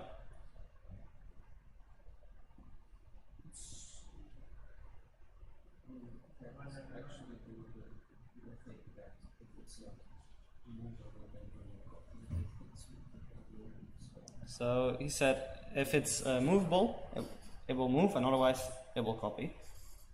Right? No, also not.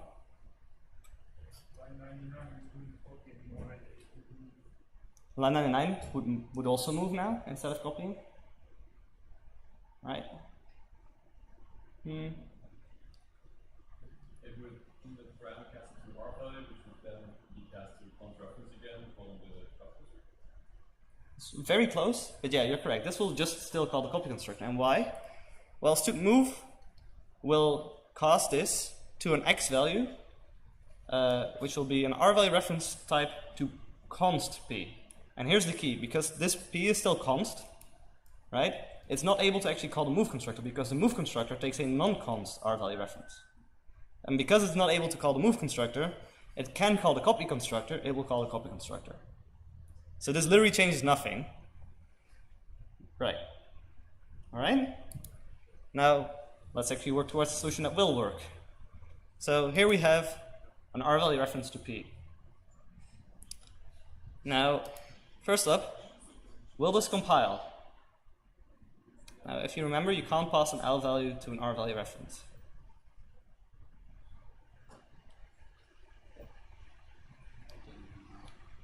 Okay, so 2 people have said it doesn't compile.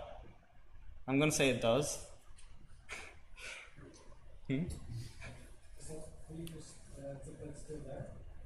No, like this is just a new function. So everything that is no longer on screen is now gone. At least like the create component functions. The rest is still there. I mean, like, you know, the particle system is still there. So yeah, so this is actually a special thing that the compiler does for you.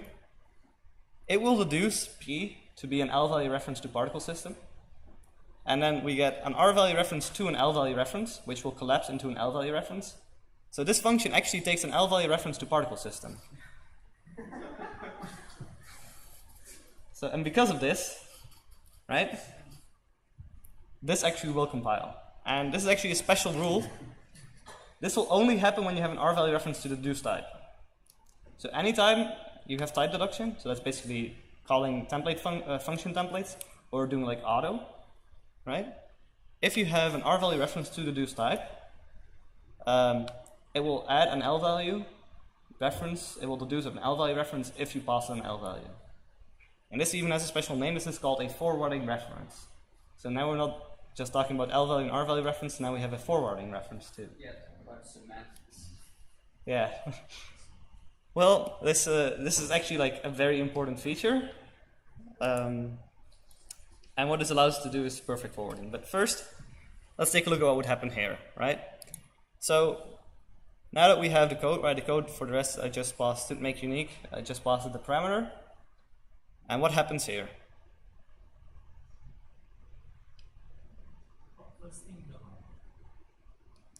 The first step is no copy. Yeah, that's a reference, correct? And then the second step. Second step is still a copy, and that's what we wanted, right? Yeah. So this is one copy. This is identical just to straight up calling particle system, right? The particle system constructor with PS. This works perfectly, right? I mean, you can all see that there's still code to come, but because what happens with when we do this? Would it not still copy? It would, but for what reason? Well, because it's an open reference. Well, No. the expression is open. Yeah. So what he says is completely correct, right? This will deduce P to be particle system, and then the entire, like the type of the parameter will be R value reference to particle system, right? But it then passes this param to the constructor, but param itself is an L value. because any parameter is an L value, always. Right? So any parameter, any variable, any function is always an L value. Right? So the category of param here is going to be an L value, but its type is going to be an R value reference to particle system. Okay? So we should wrap param in something, but what should we wrap it in? And I believe I have a hint. Yeah. So param's type is going to be either an L value reference to particle system or an R value reference to particle system. With these two cases, of course. If we pass it a different type now. Should move. Should move would turn the L value into an R value reference. Sorry, it would turn okay. So if we were to do should move here, what would happen is on line 99, we would actually be passing as a non-const L value PS, and because it's non-const, it would then convert it to an R value and it would actually call the move constructor. So if you add should move here, line 99 would already move from PS. That would be a pretty bad bug. That's not what we want. That's cheating. I'm actually going to say no, so. I want you to think in more elementary terms. You know, what could we like write just plain C++? 2?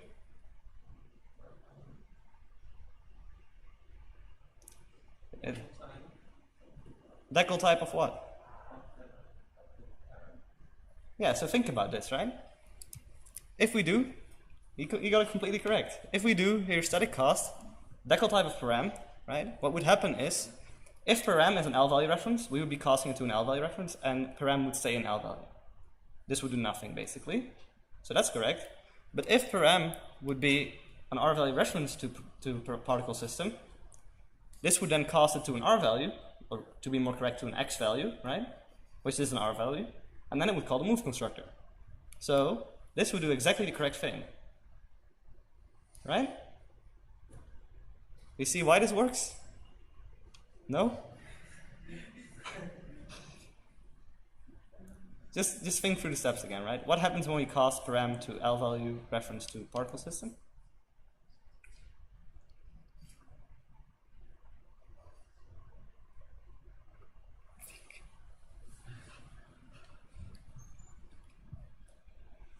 All right. I think I've given enough time.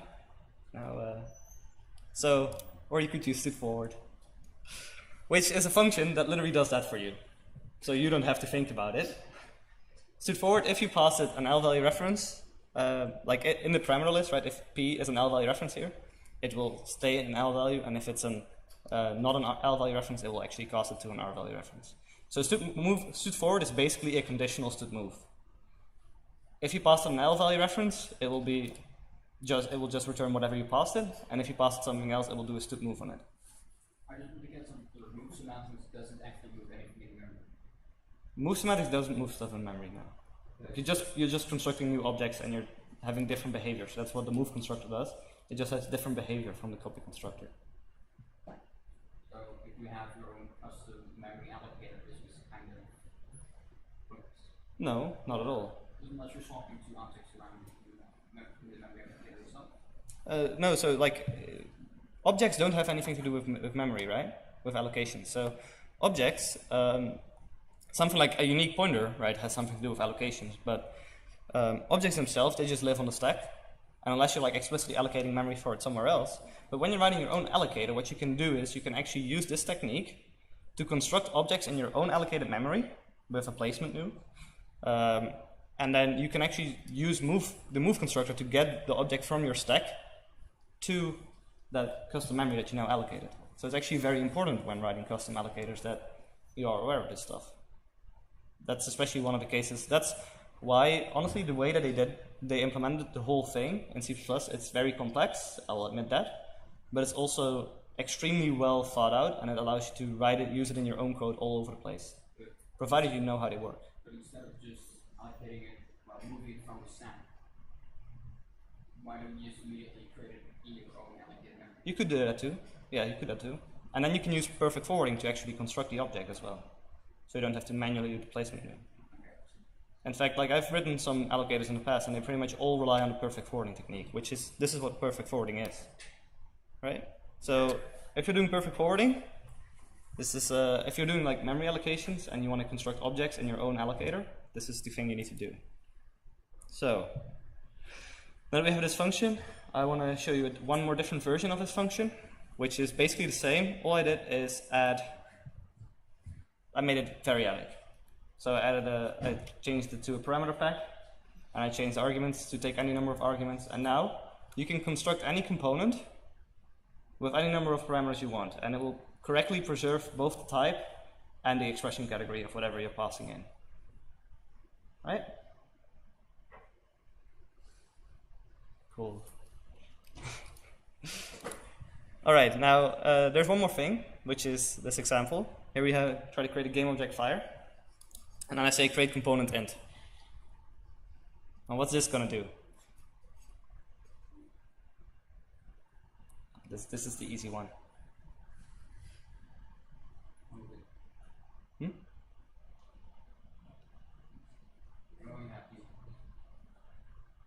Well, it's going to create a new int, right, and a std unique pointer to int, and then it will try to push it into the vector, which takes components, which will be a very, very nasty compile error.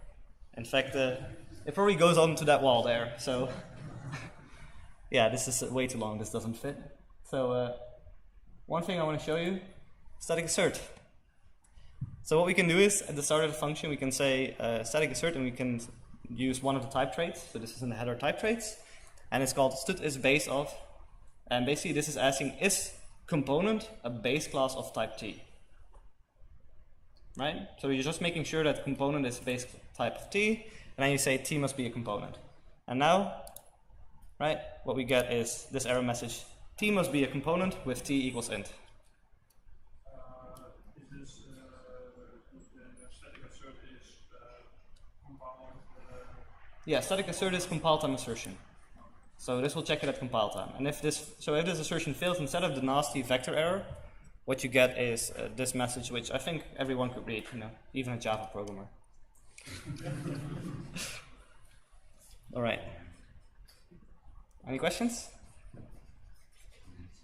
All right. Then to summarize the last slide, an Rvalue reference to T is a forwarding reference if and only if T is a deduced type.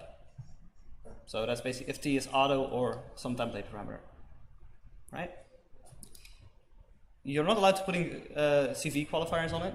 So CV qualifiers are const or volatile. If you were to do an Rvalue reference to a const T, then it would just be an Rvalue reference, no longer a forwarding reference. So that rule only applies if you have no CV qualifiers, right? If an argument is an L value to a forwarding reference, the compiler will add an L value reference to the deduced type. And you can look at the link. I believe it's step 4 of the preparation algorithm, which will show you how type deduction works, and it will explain like the exact conditions for when this happens. But basically, anytime you need to pass an L value reference to a forwarding reference, an L value to a forwarding reference, then it will deduce an L value reference.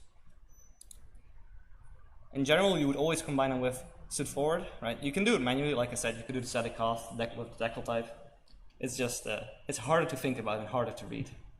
So I don't recommend it, but it's good to know that you could.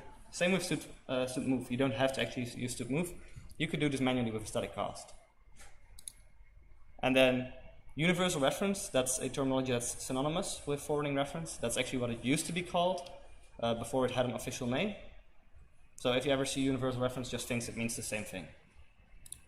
And then finally, use static assert to make your error message more readable. Right? Questions? Okay. So let's talk about one more thing. Perfect forwarding of return values. So here we have 3 functions. First one returns an identity type, the second one returns an L value reference, and the third one returns an R value reference. Right. Simple enough. And then we have here an int x. And I'm going to do a static assert here. And I have this macro, which is going to check if something is a PR value. And I'm going to call identity integer with x. So this should compile just fine, right? This should be a PR value. Similarly, if we do LVR integer, we call that should be an L value. And then if we do RVR, it should be an X value, right, these macros. And then another one, which is kind of like a bonus. Std move, and here I manually did the type deduction so you can see what type gets deduced, right? Std move takes a forwarding reference. So we pass in an L value, so we'll deduce an L value reference to int, right? And this should also be an X value. Now what I have here is a bunch of matching functions. The only difference is that instead of calling the function directly, I have this function pass through, which is going to take as the first parameter the function I want to call, and as the second parameter, the argument to that function. And this is what that looks like. So this uses the perfect forwarding for the arguments that we saw on the last slide, or the previous slides. So first it has two template parameters, fun and a bunch of parameters. So the function is the function, right? And then what we're going to do is we're going to just return whatever happens when we call function with std forward of all the parameters. So we just forward all the parameters perfectly.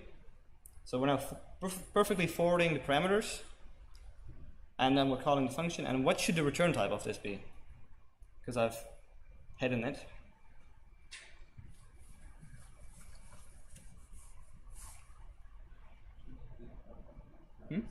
Rvalue reference to?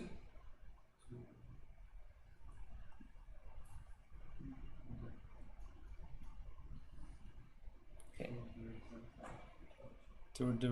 How can we refer to the return type of the function? Okay. It's actually like, there's actually a very simple keyword that was introduced in C++14 to do this. Auto? Almost. Look at how much space there is. Automatic? No. That's not a keyword. It actually combines two of your favorite keywords. Auto and Decltype, yeah, because it's Decltype auto. So what this will do is this basically says, okay, take the Decltype and auto here just gets replaced with literally whatever you put in the return statement. So this just puts like function with the std for and everything in there. It puts that in the Decltype, and that's what it's going to return. So that's how you do perfect forwarding of return values. It's just one keyword.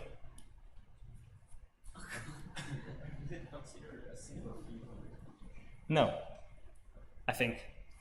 I'm not 100% sure. Yes? Is it a best practice to use Decltype auto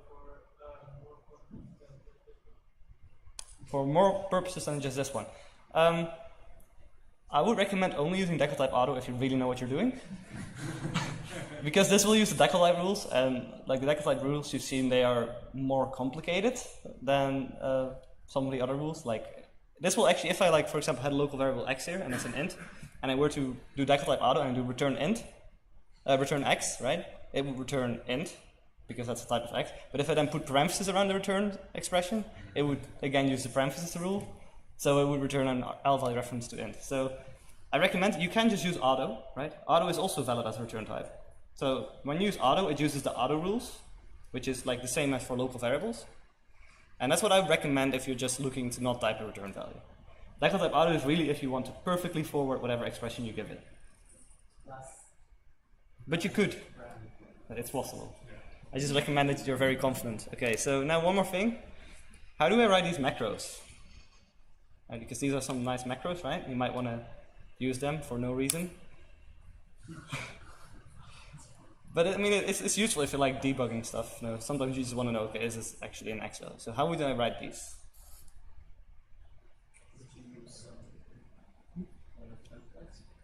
No, we don't need to use, well, we use some standard library templates things, but if you think about, you know, what mechanism in the language that we've spoken about today will tell you what the category of an expression is? Well, that will be an error if it's not an L value. Decltype. But if you think about Decltype, right, if you put the extra parenthesis around it, if it's going to return an L value, if it's an L value, it's going to return an L value reference. If it's a PR value, it will return an identity type, and if it's an X value, it will return an R value reference type. So let me show you that. Define this L value. That's going to be equal to std is L value reference, so that's just a template that checks whether something is an L value reference type. And then we do Decltype, and we do the double parenthesis, and we put the expression in there. Right. Now what would X value be? Is X value?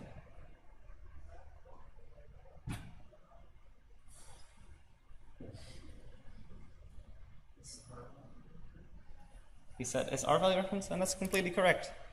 And then how do we check for is P Rvalue?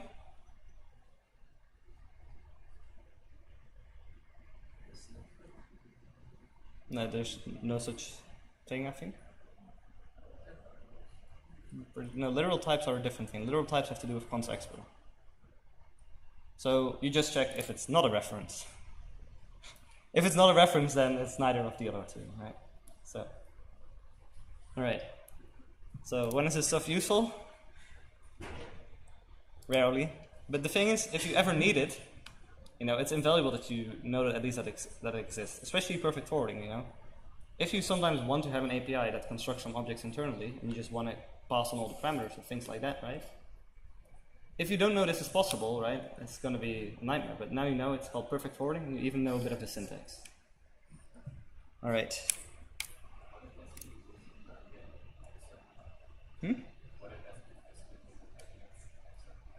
X. Right, should move always returns an X value. Any function returns an X value.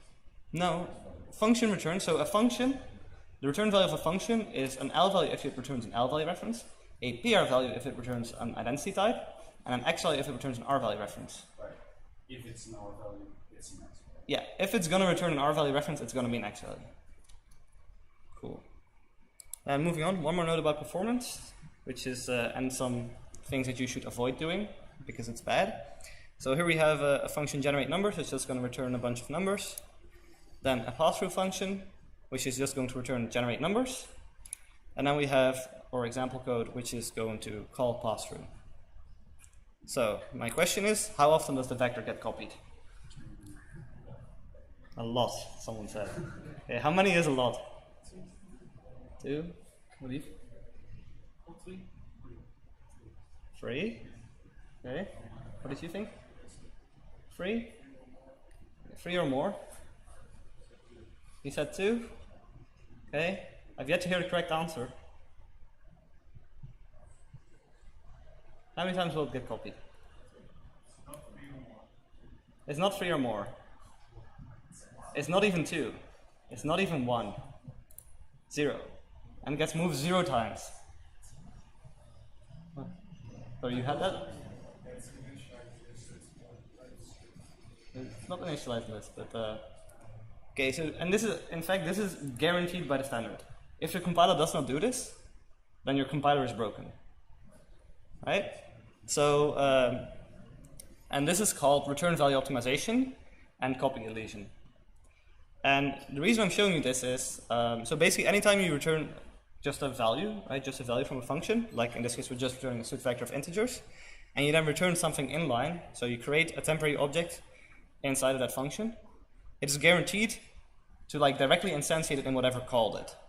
So in this case it will have to instantiate it directly into numbers. So it's basically as if you take the top statement, right?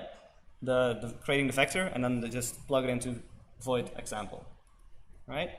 And the reason I'm showing you this is because people tend to, after they've learned about move semantics and things, they tend to like go return std move of vector, right? If you were to do that here, then it's actually guaranteed to move, and a move is more expensive than doing nothing, because doing anything is more expensive than doing nothing, right? So if you're returning stuff like this, don't be adding like std moves in your return expressions. Like it makes your performance worse, not better. Similarly, again, don't ever return an R value reference, because if you were to return an R value reference, then that's a dangling reference, right? So don't try to use R value references as optimization paths. Does the optimization still hold up if you say add some parameters to pass through and then calculate something and then generate numbers to those? So okay, so let me explain when the optimization holds up. So if you create the object that you're returning inside of your return expression, then it is guaranteed. That's called return value optimization. If you have a variable, like a local variable, say I would first create a std vector of ints, right? And I would then fill it, and then I would say return that variable. That is called named return value optimization. That is not guaranteed to happen, but if it's like a reasonable, like a reasonable control flow, most compilers will be able to optimize it. But if you do something like really complex, like you're throwing like conditionally, and you're like doing all sorts of weird stuff with your control flow, you know, maybe you're like returning in the middle of a loop, it might not be able to optimize it. already remove some copies? No. Like, so, by the way, one extension to this, right? So, return value, if it's either going to like return directly constructed in place, right? And if it's not able to do that, like for example with named return value optimization, it's still going to guarantee that it's first going to try to move and then copy. So even in the case where you're not explicitly about returning std move, like it's still going to implicitly add a std move to try to first move it and then copy it. So there's never a reason to have std move in your return value basically, because compiler is either going to instantiate it inline directly, or it's going to move it if that's possible, or it's going to copy it if neither of the previous two are possible. So the compiler basically with return values, returning by value is just, it's the fastest thing. The compiler will know correctly what to do. That's only returning, right? I'm not talking about parameter passing, but returning. So, now I'm not sure if you're, like this is the last slide basically, the implementation of std move and std forward. Do you guys feel like still going over this, or have you had enough? It's not very long, but it's... Just keep going, all right. Now we're going to keep going. So this is the signature that is specified by the standard for std move. It's a template. It takes a single type name parameter, t. Its const expr, which doesn't really matter that much for now. And then its return type is std remove reference of t and an r value reference to that. So basically it will remove a reference and then add an r value reference. And then it takes a single parameter, which is a forwarding reference to t, and it is no accept. Now the implementation, right? So forwarding reference, that's very important. The implementation is just casting to the return type. So the return type here is std remove reference t and then r value reference to that. And my question to you is basically, why is it removing a reference from t?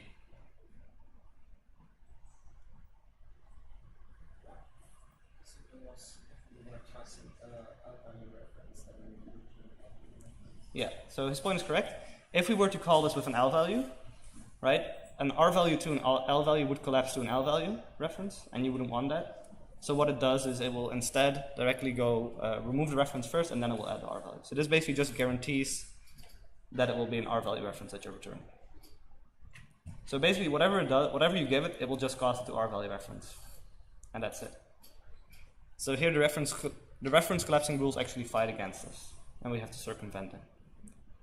Then std forward actually has two overloads in the standard. Now the first thing to note here is that this is not a forwarding reference, right? So because this is not a forwarding reference, we have two overloads, one that takes an L value reference and the other takes an R value reference. So the first one will be called if the argument you're passing it is an L value, right? Which will be most of the time because you're using std forward with parameters, and parameters are always L values. And then the second overload will be called if the argument is an R value, which almost never happens. Like you could create a scenario like that, but you shouldn't, right? So then the implementation of the first one is actually very simple. It just casts it to an R value reference to t. Now remember that this is not a deduce type. This is not a forwarding reference, but the parameter to std forward is what came from a forwarding reference. So if t here is an L value reference, you want to cast to an L value reference, and if t is an R value reference or an identity type, you want to cast to an R value reference. And if you think about the reference collapsing, right? If there's any L value reference in the chain, then it's going to be an L value reference. So if t is an L value reference, this result will be an L value reference. If t is not an L value reference, then this will be an R value reference. Right? So these are the three possibilities, right? You pass it a t, this will become an R value reference to t. You pass it an L value reference to t, this will become an L value reference to t, and you pass an R value reference to t, and this will become an R value reference to t.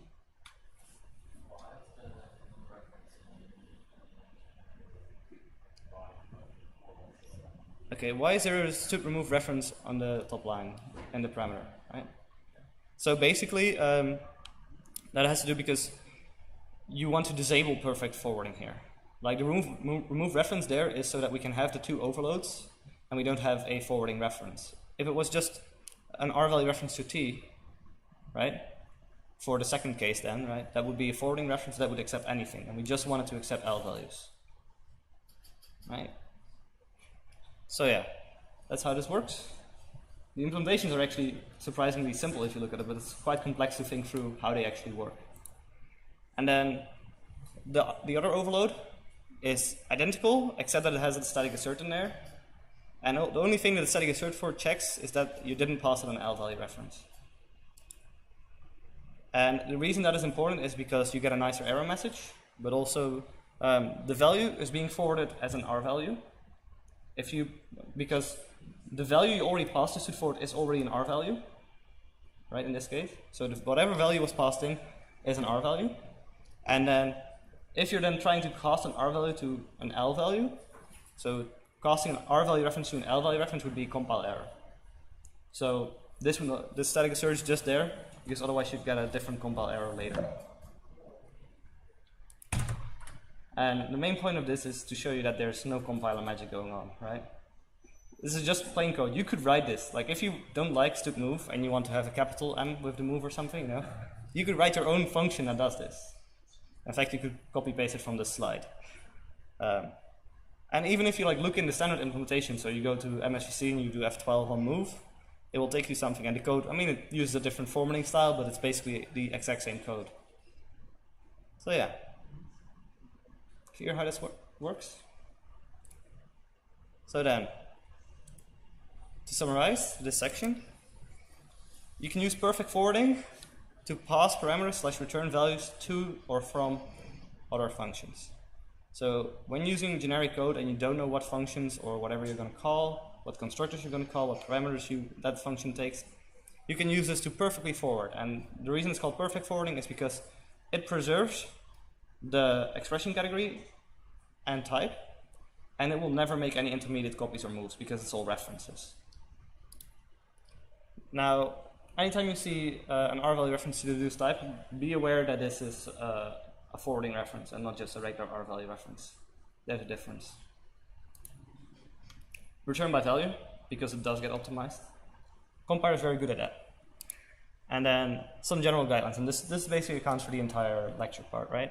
So a move operation should leave its source in a valid state. So anytime you move from something, whatever you move from, you should make sure that that's still in a valid state. And a valid state basically means you should be able to assign it to it again without breaking the code. Use std move when you need to move an object to another scope, right? Even in generic code. This is when you want to transfer an object across scopes. And then you can pass parameters by an R value reference to T. And what happens is that it will consume the input. Right? So if you want to indicate a parameter that will always consume the input, for example, you take a std unique pointer, you could actually just take that std unique pointer by R value reference, and then that indicates that you're going to consume and take ownership of that pointer. And then use forwarding references inside std forward, or only use forwarding reference inside std forward. So you saw how complicated things can get when you're like manually doing casts and Decltypes and things like that. So I recommend that you solely do it with std forward, and that way you stay sane. All right, and that's basically it for the lecture part. Any questions?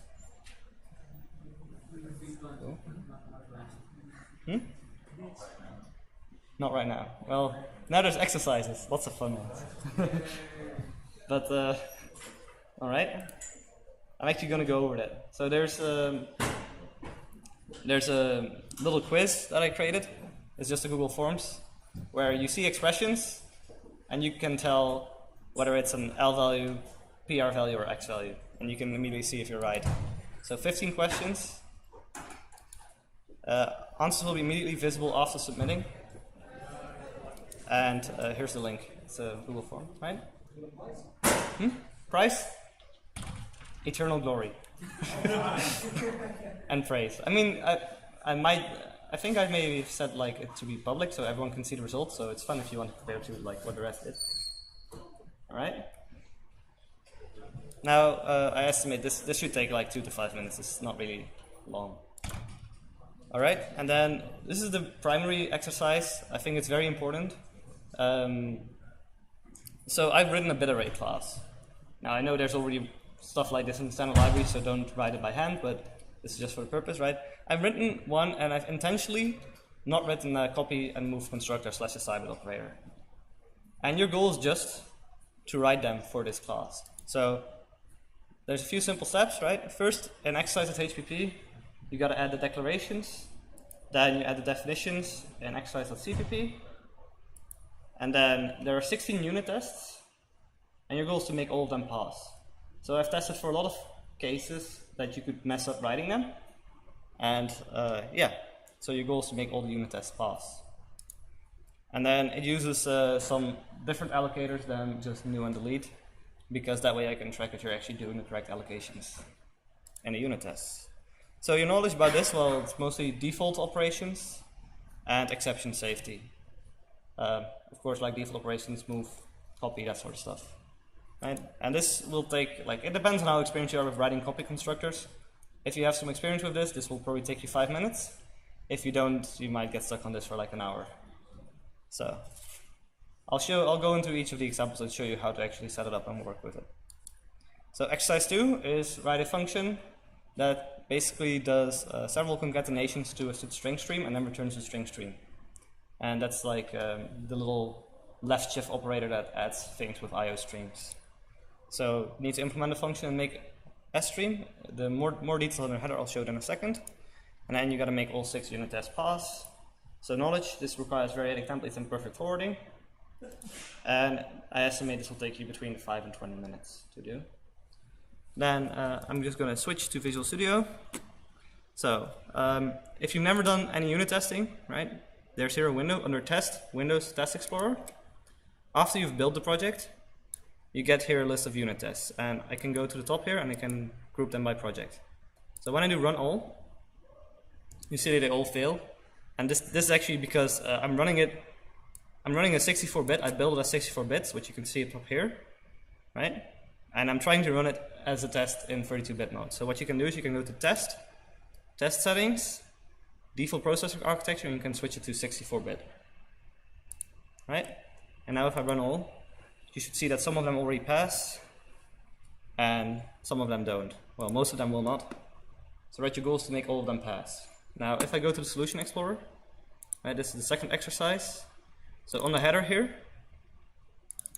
if it will open, what we have here is basically a description, right? You got to write a copy and a move constructor. Let me see, it should make it a bit bigger. Right. So you basically got to write the definitions here, the declarations, So declarations here, and then in the source file, there is line 30 something here. You have to write the implementation of them. Now, I've written the example so that you only have to add code. You don't have to edit anything else. So you just have to add code on these 2 places, and that should be enough to make everything compile. Right? And then similarly, in the second exercise, there's just one header. Now this will showcase uses. So this is the assignment description. You basically got to replace this function with something that behaves similar to what is described here. So if we were to do std_out, right, and we give it these parameters, all one by one, that should behave the same as if I would do std_out and then make stream with these parameters. Right, and this again, it returns a single string stream. And your goal is to implement this function. All right, are there any questions about this? No? All right, then that's it. Thank you for coming.